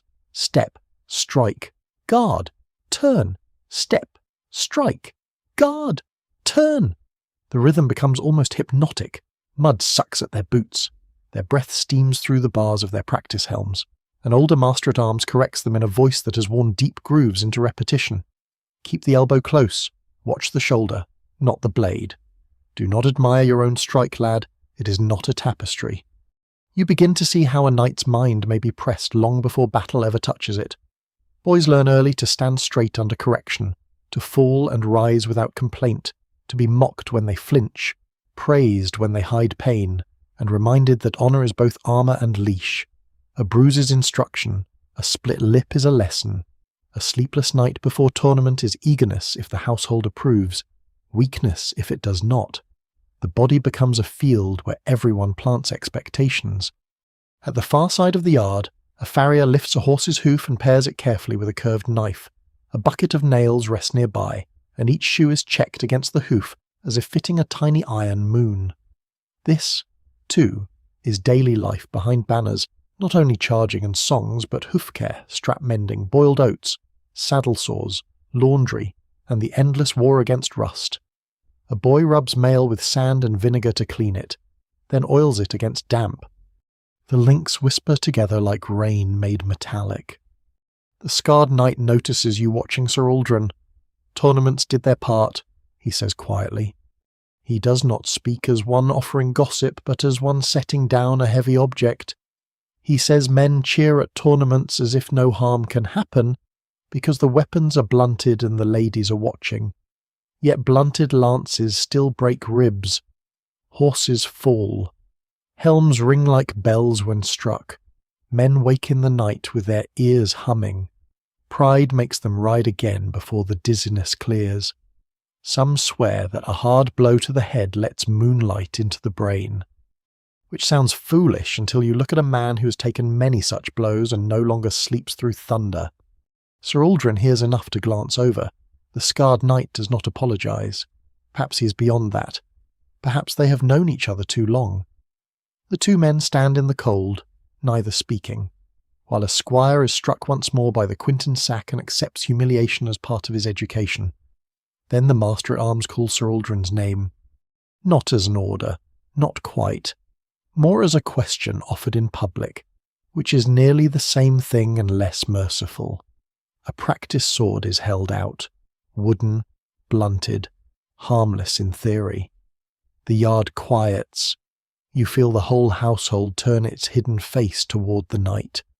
This is another kind of toll gate to pass back into the company of men. One may be asked to perform strength before witnesses. Martin's hand tightens around the folded cloak. Sir Aldrin steps forward. The priest looks as if he may object, then does not. The scarred knight watches closely. Sir Aldrin takes the wooden sword. Its weight is nothing compared to real steel, yet his fingers close on it as if it has memory. Across from him stands the master-at-arms, broad, grey, steady, holding his own waster low. They begin slowly. Step, guard, turn. The wood meets wood with softer clacks than before. Sir Aldrin moves well at first, too well. Body remembering what the mind fears.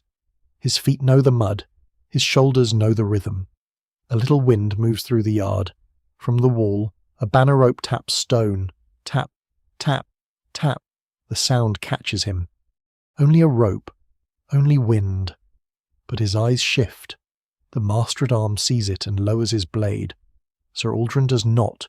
He strikes once, hard, sudden. Not at the man's head, but near enough that the yard inhales. The master steps back, steady as oak. Sir Aldrin freezes. The wooden sword drops from his hand into the mud. No one laughs. The master-at-arms bends, picks up the sword, and does something wiser than speech. He places it on the rail, neither returned nor taken away, simply set down. Then he tells the next boy to mind his footwork unless he wants to be defeated by geography. The yard exhales. Practice resumes quieter. Sir Aldrin stands with empty hands. His face is pale, but he remains there. Martin brings the cloak, and this time the knight accepts it. You smell wet wool again as it settles over him, the same smell from the gate, the hall, the chapel, the monastery road. The scarred knight steps beside him, shoulder near shoulder. And you understand that the tilt-yard does not only train courage, it trains silence. It trains pride to sit on bruises. It trains men to turn fear into posture until posture becomes a prison. War may break a knight in one terrible season, but expectation works more slowly, like rain finding cracks in stone. Above the yard, the castle bell rings for the afternoon meal. Sir Aldrin flinches, then breathes. The dog barks once at the Quinton, perhaps recognising a fellow unreasonable creature. And the wooden sack swings gently in the wind, waiting for the next young man to prove that being struck by tradition can look very much like honour. After the afternoon meal, the castle grows quieter, not because peace has arrived, but because people are chewing. Pottage softens the mood of the hall. Bread breaks beneath tired hands. The practice yard mud dries in patches under a pale winter sun, and the wooden sword remains on the rail where the master-at-arms placed it. Neither accusation nor invitation. Sir Aldrin sits near the lower warmth of the hearth with his cloak around him, eyes lowered, while Martin brings him broth with the careful seriousness of a boy carrying medicine, prayer, and kitchen instructions in one wooden bowl. By evening, word comes that a small company will leave at first light for the Pilgrim Road. Not far, only to the chapel of St. Leofric beyond the marsh villages, where a spring runs beneath an old stone cross and travellers leave pins, badges, crutches, ribbons, and whispered bargains. The priest believes Sir Aldrin should walk part of the way, not ride. The scarred knight agrees. Brother Odo, still in possession of the wrapped and rattling reliquary, says pilgrimage without proper intention is merely damp exercise with songs. The infirmera says damp exercise sometimes helps, especially when paired with warm socks. No one can quite agree whether this is medicine or common sense, which in the Middle Ages often wear the same cloak. So before dawn, you stand again in the yard. The world is blue and cold. Frost rims the trough. Smoke rises thinly from the kitchen chimney. A servant carries loaves wrapped in cloth for the road, along with hard cheese, onions, and a small leather flask of ale. Another tucks dried apples into a pouch, counting them twice because pilgrims may be holy, but hunger has never respected holiness. Martin checks Sir Aldrin's cloak pin, adjusts the linen pouch of herbs beneath his collar, and hides the knight's spurs out of habit even though there is no horse saddled for him. The brown dog arrives from under a cart, stretches luxuriously, and joins the pilgrimage without vow, badge, or visible repentance. You pass beneath the castle gate as the first abbey bell rings beyond the river. Sir Aldrin stiffens, then keeps walking. The sound follows you down the road, softer with each step. Behind you, the castle returns to its cold routines, ash scattered on slick stones, rushes shaken from doorways, horses fed, keys turned, fires coaxed back to life. Ahead, the Pilgrim Road lies brown and shining between winter fields. The road is not romantic, it is mud with ambitions. Your boots sink, lift, sink again. The edges of the path are patched with straw laid down by nearby villagers, who will complain about pilgrims ruining it and then sell them bread at the next bend. Hedgerows hold beads of frost. Crows hop in the furrows, black and clever. A peasant woman passes with a bundle of sticks on her back and a spindle tucked into her belt, walking faster than all of you though she carries half a tree. She nods at the priest, eyes the knights, and tells Martin to rub goose grease on cracked heels before the skin splits. Some swear by goose grease for feet, chests, hinges, and nearly every complaint short of poor judgment. At the first roadside shrine, the priest pauses. It is a simple wooden cross with a little roof of shingles and a niche holding a weather-faded virgin whose blue robe has nearly vanished under rain and thumbprints. Pilgrims have pinned scraps of cloth to the post, a bent nail, a bead, a copper coin, and a tiny wax leg lie at the base, offerings for healing. Sir Aldrin kneels, and the scarred knight kneels beside him, slower, as if his own joints tell older stories. You kneel too because the road has already humbled your boots, and your knees may as well join the argument. The priest prays for safe passage, clean intention, and rest for minds troubled by memory. Brother Odo adds a prayer for correct relic authentication. The dog sniffs the wax leg and decides not to become involved. You walk on. The company is small, Sir Aldrin, the scarred knight, Martin, the priest, Brother Odo with the reliquary strapped in a padded satchel, 2 other men-at-arms who have said almost nothing, and you.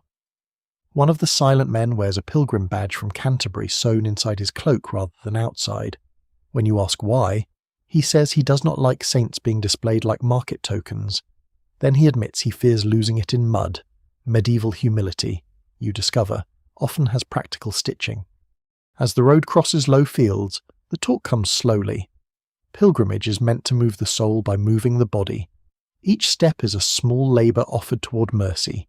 Each blister is perhaps a prayer, though no one who has owned a blister speaks so poetically. Knights come to such roads for many reasons. Some seek healing, some seek forgiveness, some seek distance from halls where every bench remembers them. Some are sent by confessors, some go because their wives, mothers, or squires have run out of gentler suggestions. Those who tell the tale never fully agree whether pilgrimage heals a wounded mind or merely gives it new scenery in which to suffer more quietly. Sir Aldrin walks with his hood up. At times he seems calmer than in the castle. The open air gives his fear more room to move. No dropped cups, no banners, no practice swords, no watchful high table, only hedges, bells faint behind you, and mud accepting everyone equally. Yet the road has its own snares, a cart behind you strikes a rut, and the sudden crack of wood makes him stop. The broken cartwheel in the castle shed flashes through your memory, red thread tied around its axle like a little stubborn hope. Martin steps close. The scarred knight murmurs that the cart is only turnips. Sir Aldrin nods, breathing hard, and after a moment the company walks again. Near midday, you shelter by a ruined wayside wall to eat. The priest cuts bread with a small knife and shares cheese. Brother Odo unwraps the reliquary just enough to check that the questionable saint has not rattled loose again. The scarred knight tells Sir Aldrin in a voice so low it nearly belongs to the wind that he once walked barefoot to a shrine after a tournament because he had sworn too loudly at a man he later learned was dying. He says the walking did not erase the oath, but it taught him how long a mile could be when pride was not riding a horse. Sir Aldrin listens. A little rain begins, soft as breath. You pull your cloak close and smell wet wool, smoke from last night's haul, and crushed herbs from the market pouch in Martin's hand. The dog rests its head on your boot as if the whole pilgrimage has been arranged for its comfort. Beyond the fields, the chapel of St. Leofric waits somewhere in the grey distance, not promising cure, not promising pardon, only offering another place where a tired man may arrive before dark. And so you rise again, slower now, and follow the muddy road forward. The road after the ruined wall grows narrower, as if the land itself has grown tired of guiding travellers and would prefer everyone make their own arrangements. Rain falls lightly, then stops, leaving beads on the hedges and dark patches on your cloak. The mud deepens where cartwheels have cut the track into twin brown wounds. Your boots lift with soft, undignified sounds. Ahead, Sir Aldrin walks beneath his hood, slower than before but still moving. And Martin keeps beside him with the faithful misery of a boy discovering that pilgrimage is mostly feet. The fields sink toward marshland, reeds tremble in the wind, low water glints between tufts of winter grass, and the air smells of peat, wet wool, and distant smoke. Brother Odo mutters that the reliquary is taking damp, as if the doubtful saint inside might develop a chill and file a complaint. The priest tells him gently that martyrs are generally expected to endure inconvenience. The scarred knight coughs, perhaps from cold, perhaps from amusement carefully disguised as illness. By mid-afternoon, you reach the ford. It lies where the road dips between two banks of alder and willow, crossing a shallow river that moves under a skin of broken ice. The water is not deep, but it is cold enough to make the soul reconsider its attachment to the body. Flat stepping stones mark a path across, some slick with moss, some glazed white at the edges. Beside the ford stands a little hut roofed in turf and reeds, smoke rising from a crooked hole. A bundle of charms hangs from the lintel, rowan twigs, a horseshoe, dried hare's foot, and a strip of cloth marked with a cross in brown ink. A man sits outside on a stump, wrapped in a fur-lined cloak so old it seems less worn than slowly negotiated with by weather. His beard is grey, his face brown and creased, and his eyes bright in the way of people who live too far from markets and too near their own thoughts. A staff rests across his knees. At his feet lies a basket of roots, dried mushrooms, and tied bundles of herbs. The brown dog trots forward, sniffs him, and then sits down with grave approval, which may be the strongest letter of introduction anyone here can offer. The priest greets him as Edric. Brother Odo greets him as that man by the ford, which tells you much about Brother Odo and possibly not enough about Edric. The hermit smiles without showing many teeth. He says pilgrims come to the ford carrying sins, sore feet, bad knees, false relics, proud vows, wet bread, and questions they hope saints will answer more clearly than neighbours. He looks at Sir Aldrin when he says this, though not unkindly. Sir Aldrin lowers his hood. The river ticks under the ice, a small brittle sound. Somewhere a crow calls from a willow branch. Edric invites you near his fire. The hut is barely large enough to hold a sleeping pallet of straw, a clay lamp, a hanging pot, 2 wooden bowls, and more bundles of herbs than seems safe in a room with open flame. A strip of dried fish hangs from a peg. Acorns lie in a basket to be ground and leached before eating, a poor food for hard winters. Along one wall, small notches have been cut into a stick to mark days or prayers or both. Many hermits keep such tallies, Edric says, because time in solitude can become slippery. And a man should know whether he has been holy for 40 days or merely damp for 3. He pours warm water over crushed herbs in a wooden cup and gives it to Sir Aldrin. The smell is bitter and green. Betony again, perhaps with yarrow and a little honey. Some swear yarrow staunches wounds of the flesh and also wounds of courage, though no one can quite agree whether courage has places where it bleeds. Sir Aldrin drinks because everyone is watching, and because refusing a hermit's cup beside a frozen ford feels like the beginning of an unpleasant folk tale. Edric asks him what follows him. The question lands softly, but the company stills. The priest shifts. Martin looks at the ground. Sir Aldrin holds the cup in both hands. For a while, the only answer is the river. Then the knight says, "Noise." The hermit nods as if this is complete confession. He asks what kind. Sir Aldrin says bells, branches, cups, rope against stone, hooves in mud, laughter where no laughter should be. He says anger comes after fear, so quickly that he cannot always tell which arrived first. He says he is ashamed of the anger because it looks like strength to others until it turns and bites whoever stands closest. His voice does not break. It wears itself down instead, like water worrying a stone. Edric stirs the fire with a blackened stick. Sparks rise and vanish under the turf roof. He says rage is sometimes grief wearing armour, because grief has been told it may not enter the hall dressed as itself.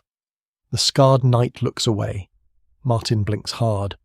Brother Odo frowns, perhaps trying to decide whether the sentence is wisdom, heresy, or merely difficult to copy. Then Edric speaks of holy visions. He says men have come to his ford claiming saints stood in the river. Angels spoke from frost, dead comrades called from reeds, and the Virgin herself appeared in the smoke of damp willow wood. Some were blessed, perhaps. Some were starving. Some had fever. Some had walked too long with guilt for company. Those who tell the tale never fully agree where prophecy ends and madness begins, especially when the vision says something useful to powerful men. A peasant hearing voices is often watched. A lord hearing voices may be offered a banner. The priest says softly that God can speak through broken vessels. Edric nods. Aye, but not every crack is a window. No one answers that for a while. Outside, the river moves under its fragile ice. You think of the chapel relic no one trusts, the monk's careful accounts, the market charms, the tilt-yard's wooden sword, the bell that Sir Aldrin is learning to hear without falling backward into war. The medieval world is full of signs, birds, dreams, aches, candles, saints, storms, and sudden thoughts all press close, asking to be interpreted. It must be exhausting to live where everything may mean something. At last Edric takes from his basket a small twist of linen filled with dried herb and ash from his own hearth. He ties it with plain brown thread, not red, and gives it to Martin rather than to Sir Aldrin. For the room where he sleeps, he says, not around his neck. A man should not have to carry every cure himself. Martin accepts it as if it weighs more than iron.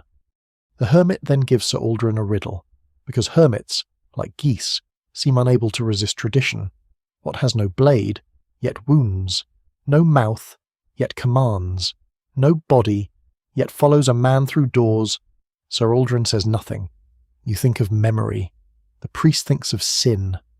Brother Odo probably thinks of unpaid chapel fees. Edric does not demand an answer. He only points toward the ford and says the road continues, whether the riddle is solved or not. Crossing the water is slow, the stepping stones are slick, and the priest nearly loses one shoe to the river, which would have been a theological inconvenience for everyone.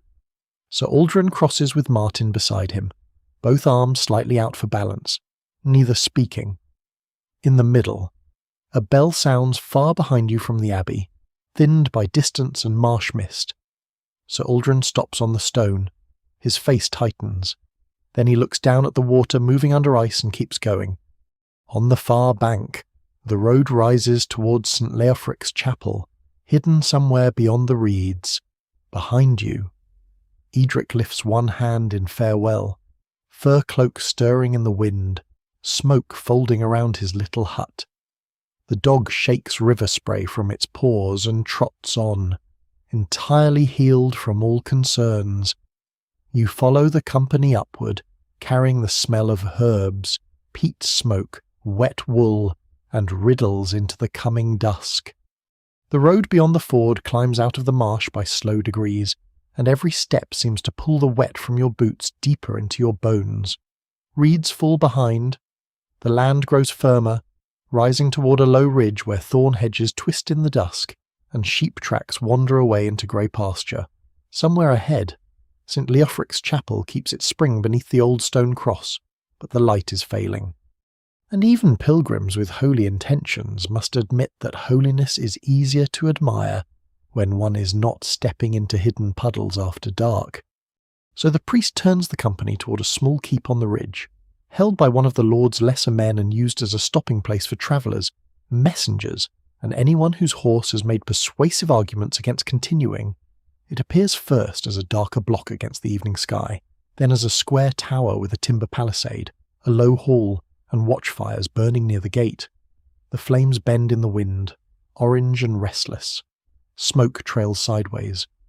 A sentry lifts a lantern and calls down in a voice that tries to sound braver than the cold permits. Brother Odo announces the priest, the knights, the reliquary, and himself in that order, which tells you everything. The gate opens, iron hinges scrape. You pass inside under torchlight, and the smell of the place meets you at once. Wet leather, horse, boiled beans, rushes, old smoke, damp stone, and the sharper scent of pitch from torches fixed into wall brackets. A small courtyard lies within, patched with straw where mud has swallowed the worst ground. A boy carries a bundle of firewood bigger than his patience. A woman in a wool hood draws water from a covered barrel, muttering that rainwater is softer for washing linen, though no one can quite agree whether it is also better for washing away bad luck. The keeper of the place is a broad, sleepy man named Osric, who wears a fur-lined cloak over a tunic stained with supper. He welcomes the priest warmly, the scarred knight carefully, Sir Aldrin gently, and Brother Odo with the guarded expression of a man who fears an inventory. He offers the hall, such as it is, and orders more rushes laid near the hearth. A girl scatters them with dried thyme and tansy, both for scent and fleas. Some swear tansy keeps sickness from settling in a room, though others use it mostly because it survives winter better than optimism. Inside, the hall is smaller than the castles, lower roofed, less proud, but the same old shapes gather in it: benches, trestles, a hearth burning in the centre, soot-black rafters, shields on pegs, cloaks steaming on hooks, wooden bowls set out for travellers. The fire gives more smoke than heat at first, until a servant pokes the logs into better obedience. Supper is plain pottage thick with barley, onions roasted black at the edges, coarse bread, a little hard cheese, and smoked fish that tastes of salt, river, and resignation. You eat with both hands around the bowl, letting warmth rise into your face. Sir Aldrin sits near the wall, where he can see the door. You notice this because the scarred knight notices it first, then quietly chooses the bench beside him, leaving no need for anyone to comment. Martin hangs the hermit's little linen twist near the sleeping place Osric has offered, not around Sir Aldrin's neck. Just as Edric said, it dangles from a peg beside a folded blanket, a small brown knot of herbs and hearth ash, plain as a peasant's prayer. The dog sniffs it once and accepts its authority. As night deepens, the keep tightens around you. Wind moves through cracks in the shutters. The torches outside hiss in sudden gusts. Watchmen pass along the palisade, their boots sounding hollow on timber walks. Somewhere above, in the tower room, a door bar drops into place with a heavy wooden thud. Sir Aldrin's cup stops halfway to his mouth. The sound rolls through the hall, ordinary to everyone else, but his eyes have gone distant. The priest lowers his spoon. Martin looks toward the barred door, then back at him. No one speaks too quickly. You have learned by now that rushing at fear may startle it into teeth. Sir Aldrin sets the cup down carefully. He says there was a gate like that at the siege. Not the same. No, but the body does not care for historical accuracy. The bar dropped at dusk each night, and each night the men inside waited for the assault they had been told must come before dawn. They slept in armour or did not sleep. They counted stones knocked loose from the wall. They listened to miners beneath the earth. They heard rats in the grain and thought them enemies at the foundations. Some swore the walls whispered before they cracked. Some swore saints walked the battlements. Some swore the dead complained of the cold. Those who tell the tale never fully agree whether a siege is battle, prison, famine, or a long lesson in listening too hard. Osric, the keeper, grows quiet. The men-at-arms by the hearth stop their talk of dice. One of them, older than the rest, nods without looking up from his bowl. He says he still wakes whenever rain taps a shutter, because arrows once struck a roof above him for 3 days, and rain has never learned to sound different enough. Another mutters that during one siege he kept a crust of bread under his helmet for luck until the mice found it, which proved either the charm had failed or the mice were blessed. The dry little joke loosens the room, but only a little. Later, when the bowls are cleared, sleeping places are made along the hall, wool blankets are unrolled, cloaks become pillows, the fire is banked but not allowed to die. A half-burned candle is set near the inner door, and its flame trembles in the draughts as if dreaming of becoming a larger fire. Outside, watchfires burn beyond the shutters. Their light slips through cracks, laying thin orange lines across the floor. Each time the wind pushes smoke down the roof hole. The hall smells briefly like a battlefield after rain, or perhaps you only think so because Sir Aldrin has taught the room how to remember. Near midnight the muttering begins. At first you think it is a pilgrim dreaming. Then you hear another voice. A man-at-arms near the hearth whispers numbers in his sleep, counting, stopping, counting again. Sir Aldrin lies awake with his eyes open, staring toward the locked door. Martin sits beside him, head drooping, fighting sleep as if it were an enemy with legal rights. The scarred knight rests nearby, one hand visible above his blanket. The priest, wrapped in his cloak, murmurs a psalm so softly it might be breath. The keep seems to become a siege tower of memories. Every draught is a footstep. Every settling timber is a stone shifting. Every watchman's call outside is a horn about to sound. The locked doors meant to keep danger out also, keep the old fear in, walking the hall in wool socks. Sir Aldrin turns his head toward the small herb twist on the peg. He breathes, once, twice. His hand closes not around a sword but around the edge of his blanket. Martin wakes fully and whispers that the walls are sound. Osric's keep, he says, has survived worse weather than this. The dog lifts its head, yawns enormously, and drops back down, giving the strongest possible evidence that no immediate assault is planned. Somewhere beyond the ridge, the Abbey bell is too far to hear, but you imagine it ringing anyway. Patient behind mist and fields, you lie under your wool blanket, listening to men sleep like sentries, and you understand that old sieges do not always end when gates open. Sometimes they rebuild themselves inside a man, stone by stone, sound by sound, until a draughty hall in a quiet keep becomes a wall under threat, and sleep becomes another locked door he must learn, slowly, not to fear. Dawn comes without colour at first, only a paling of the cracks around the shutters and a slow fading of the watchfires beyond the palisade. The keep does not wake so much as unfold. A man-at-arms turns under his cloak and groans. A servant lifts the ash cover from the hearth and coaxes last night's embers with dry straw, blowing until flame takes hold. Someone carries in a pail of water with a skin of ice broken on top. Rushes are kicked into better order, not because they are clean, but because neatness at dawn is one of the small lies by which households survive. You rise stiffly from your blanket, smelling smoke, wool, thyme, damp leather, and many sleeping bodies in one room. Near the door, the half-burned candle has collapsed into a pool of wax. Martin is already awake, though perhaps he never truly slept. He sits beside Sir Aldrin, who has not moved far from the wall. The little linen twist from the hermit still hangs on its peg, brown thread and hearth ash, plain as a charm a poor mother might tie over a cradle. Some swear such ash remembers the safety of its own fire and teaches a room to be calm. No one can quite agree whether ash can remember anything, but after a night like this, you understand why people ask objects to help. Osric's wife brings hot barley gruel in wooden bowls, with a scrap of butter melting at the centre for those favoured by rank or illness. She gives Sir Aldrin one without comment, which makes the kindness easier to swallow. A younger servant carries yesterday's bread to the hearth to toast it hard again.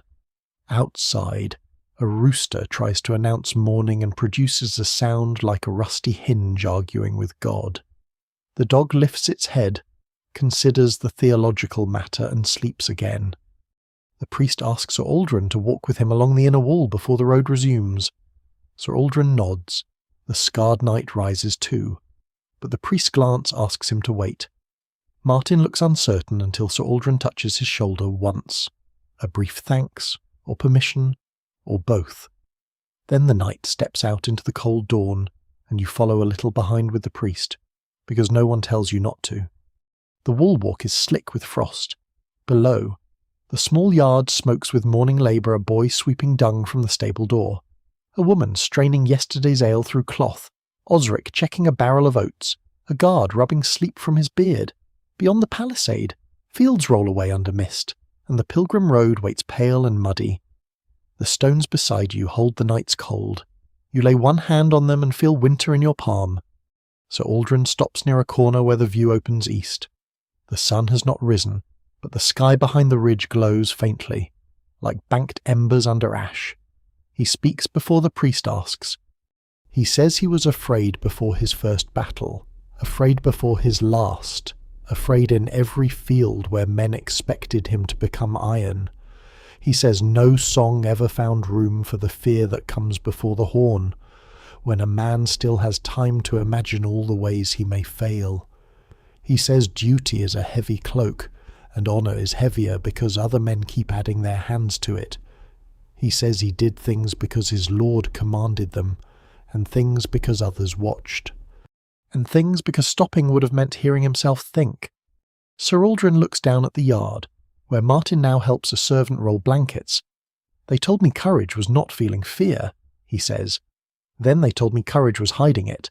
Then they praised me so often for hiding it that I forgot where I had put it. The words settle on the stones. You hear the far-off bell from the abbey, so faint it might be memory. Sir Aldrin hears it too. His shoulders tighten, but he keeps speaking.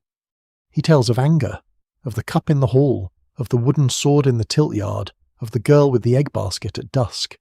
Shame comes into his voice then, rough and low. He says he would rather face a spear than the face of someone he has frightened by mistake.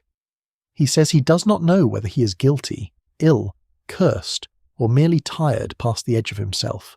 Even now, it is hard to tell whether such words are confession, remedy, or the first plank of a bridge back to other people. The priest says there are customs for return, though none are perfect. A man may lay his sword on an altar for a season. He may give alms in the name of those he harmed. He may walk pilgrimage miles, keep vigil, fast carefully, confess honestly, sleep in linen washed with rosemary, or wear no spurs until his dreams cease to command him. In some households, a returning knight is made to eat 3 quiet meals before taking a weapon again, so his body remembers hearth before steel. Some swear that placing bread and salt under a threshold welcomes a wandering soul back into the house. Others hang a horseshoe above the chamber door, or ring a small bell at dusk to teach the mind that this sound is prayer, not alarm. Sir Aldrin gives a tired smile at that. More bells. Gentle ones, the priest says. The scarred knight joins you then, standing nearby with his cloak drawn close. He says he can keep Sir Aldrin's sword for a while. Not as punishment, as keeping. There is a difference, though proud men often need it explained slowly and with no audience. Sir Aldrin does not answer at once. Below. Martin looks up, sensing some change without knowing its shape. The dog trots into the yard and steals toasted bread from a distracted servant, continuing its private crusade against scarcity. At last Sir Aldrin nods. The movement is small, but the morning seems to widen around it. No cure descends from the sky. No saint steps from the mist. Brother Odo, watching from below with the reliquary satchel, appears ready to note that all vows should be properly witnessed. But the priest places his hand briefly on the cold wall, then on Sir Aldrin's shoulder, and says the soul does not always return by miracle. Sometimes it comes by rule, by bread, by sleep, by apology, by friends who do not rattle pans, by squires who hide spurs, by bells heard again and again until they become only bells. The sun edges over the ridge. Frost brightens on the wall. The road to St. Leofric waits, still muddy, still long, but less hostile. You draw your cloak close and stand with them a moment more, while the keep below begins another ordinary day, and an armoured man learns, one breath at a time, how to stand unarmed in it. You leave Osric's keep after the sun has lifted just enough to turn the frost from white to water. The yard smells of smoke, damp straw, horse sweat, and barley gruel cooling in wooden bowls. A servant sweeps old rushes toward the door with a birch broom, gathering crumbs, ash, and the night's small failures into one grey pile. Osric's wife presses a bundle of toasted bread and hard cheese into the priest's hands, then adds 2 onions because, as she says, no pilgrim ever became worse from an onion, though no one can quite agree whether nearby companions might suffer differently. Brother Odo adjusts the satchel holding the rattling reliquary and looks offended by the morning, the mud, and perhaps existence as a whole. Martin checks Sir Aldrin's cloak pin again. The scarred knight carries Sir Aldrin's sword wrapped in plain cloth, not hidden, not displayed, simply kept. The brown dog trots through the gate first, as if it has arranged the road and is eager to inspect its work. The pilgrim road leads you through mist-bright fields towards St. Leofric's chapel. The walk is slower now, Sir Aldrin does not seem cured, for this is not a minstrel's ending, and no sensible soul trusts a cure that arrives before breakfast. But his steps are steadier. When a cart rattles behind you, he turns, breathes, and lets it pass. The wheel wobbles badly, and tied to its axle is a charm of red thread and bent iron. So like the broken wheel in the castle shed that Martin notices and almost laughs, the cartman says the charm works splendidly, except for the wobbling, which is really the wheel's fault. By mid-morning, the chapel appears beneath a stand of bare trees. It is small, stone, and damp at the edges, with moss growing over the roof and a spring running beneath an old cross worn smooth by fingers. Pilgrims have left pins in the cracks, strips of cloth on the branches, little wax hands and feet, a wooden crutch, and one tiny carved horse for a lame mare someone loved enough to involve a saint. Some swear that water from the spring eases trembling if drunk before noon. Others say it must be carried home silently. Those who tell the tale never fully agree, which is useful for everyone selling flasks. Sir Aldrin kneels by the spring. He cups the cold water in both hands and drinks. The priest prays softly. Brother Odo unwraps the reliquary for inspection by holiness, weather, or habit, and the doubtful saint rattles once in the quiet. The dog barks at it. This is not approved liturgy, but no one has the energy to object. Sir Aldrin does not ask for forgetting. He asks, in a voice barely louder than the water, to remember without being dragged under. The prayer is plain, and because it is plain, it feels strong. The scarred knight lays the wrapped sword on the chapel step for a moment. Martin places the hermit's little ash charm beside it, then takes it back, remembering that some cures are meant for rooms, not roads. You stand near the old cross with wet wool at your shoulders and mud drying on your boots, and the morning seems to hold its breath. Then you turn back. The return road is quieter than the going. Mist loosens from the hedges. Bells drift from the abbey, then from the town chapel, each sound softened by distance until neither feels like alarm. Sir Aldrin still hears them, but now he hears the space after them too. The priest walks beside him, speaking of ordinary things: candle orders, winter stores, a cracked basin in the sacristy, the need to repair the chapel roof before Lent. It is strangely comforting, this talk of repairs. A roof can leak. A hinge can loosen. A mind can tremble. And still someone may fetch tools before declaring the house lost. Near the ford, Edric the hermit is not outside his hut, though smoke rises from the turf roof. On the stump he has left a small bundle of dried apples. Brother Odo suspects a trap of informality. The dog eats one before the matter can be investigated. You cross the stepping stones one by one, watching water slide under the ice in dark ribbons. Sir Aldrin pauses at the middle stone, where yesterday the distant bell had caught him. Today he looks down, then up, then continues. By late afternoon, the castle town returns before you, its wall dark against a pale sky. Smoke rises from every chimney. The gate guard yawns into his mitten and asks whether the pilgrimage has produced any miracles. The scarred knight says no, only sore feet. The guard nods, accepting this as the more believable report. Inside the town, the market square has thinned to straw, hoof prints, and a few stubborn sellers packing their wares.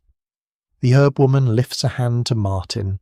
The barber surgeon looks disappointed that everyone appears to have kept their blood. The goldsmith tells Brother Odo that the reliquary hinge can be repaired, but the saint inside remains outside his professional opinion. Brother Odo seems relieved and insulted at once. You climb toward the castle as dusk gathers, just as you did when the tale began. The same stones hold the cold, the same mud clings to your boots, the same wet wool smell rises from cloaks, but it no longer feels quite so lonely. At the shed, the broken cartwheel still leans with its red charm tied on, waiting for repair.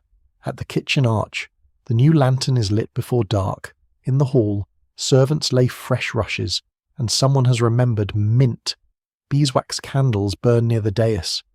Tallow smokes near the lower benches, pottage steams, bread is passed. Sir Aldrin enters without announcement and sits near the hearth. not at the centre, not hidden. The wrapped sword is given to the scarred knight, who places it in a chest and turns the iron key. Martin hangs Edric's ash charm near the knight's sleeping place, above clean linen and a wool blanket. The priest orders no bells near his chamber except the chapel bell at dusk, rung gently, once, to mark evening and nothing more. When that small bell sounds, Sir Aldrin closes his eyes. He flinches. Then he opens them again. No one cheers. No one names the moment. The hall simply continues, bowls lifted, spoons dipped, logs shifted, the dog nosing under benches for fallen crusts, and perhaps that is the mercy. Medieval life is not soft, and it does not know the words you might use in another age. It has leeches where you might want listening, charms where you might want understanding, sermons where you might want sleep. Yet it also has bread, bells, warm broth, quiet rules, hidden spurs, clean shirts, friends who stand near without grabbing, and old roads that let a man walk until the worst of his fear loosens its grip. So you sit again by the hearth as the light lowers. You carry the story now not as a tale of knights who lost their minds, not as monsters, not as legends, but as tired men shaped by iron, oath, memory, pride, and pain. Outside, the town gate shuts with its heavy wooden boom. Sir Aldrin hears it, breathes once, and remains seated among the living. The fire drops lower, and the hall softens around you. The banners above the dais no longer seem watchful, only old. The helmets on the wall are still dented, still empty, but they have become objects again. Iron waiting for hands, not ghosts waiting for names. Martin curls near the wall with his cloak around him, finally young in sleep. The suspicious brother Odo sits by the sideboard making notes in wax, though even his sharp shoulders begin to droop. The priest warms both hands around a cup of small ale. The scarred knight looks into the hearth, not smiling, not grieving, simply resting. And you, with the brown dog's head heavy on your boot, let the warmth settle through you. The rushes smell faintly of mint. The candle beside you burns lower and lower, making a small golden pool on the table. Beyond the shutters, mist presses softly against the town, wrapping the roofs, the gate, the muddy road, the abbey fields, the ford, the hermit's hut, and the little chapel spring in one quiet grey blanket. The bells are distant now, and they do not command. They only mark the passing of time, and time, for once, moves gently. The cold stones hold the night outside. The oak doors are barred. The horses breathe in the stable. Somewhere in the kitchen, embers are covered for morning, somewhere above. Sir Aldrin lies down beneath clean linen with herbs near the bed and no sword within reach, and perhaps he sleeps, perhaps only rests, but rest itself is no small gift. You do not need to follow the road any farther. You do not need to solve every riddle, weigh every relic, name every sorrow, or decide whether every old custom is cure, comfort, superstition, or prayer. Tonight, it is enough that the fire is warm, the bench holds you, the dog stays close, and the world beyond the hall grows dimmer with every breath. So let the castle fade, let the market square empty, let the ashwood stand quiet beneath the moon, let the chapel candle burn down to a bead of wax, let the bells drift away over the river mist until they are only memory, then softer than memory. Your cloak is heavy, your hands are warm, and the long medieval night folds itself around you, slow and dark and kind.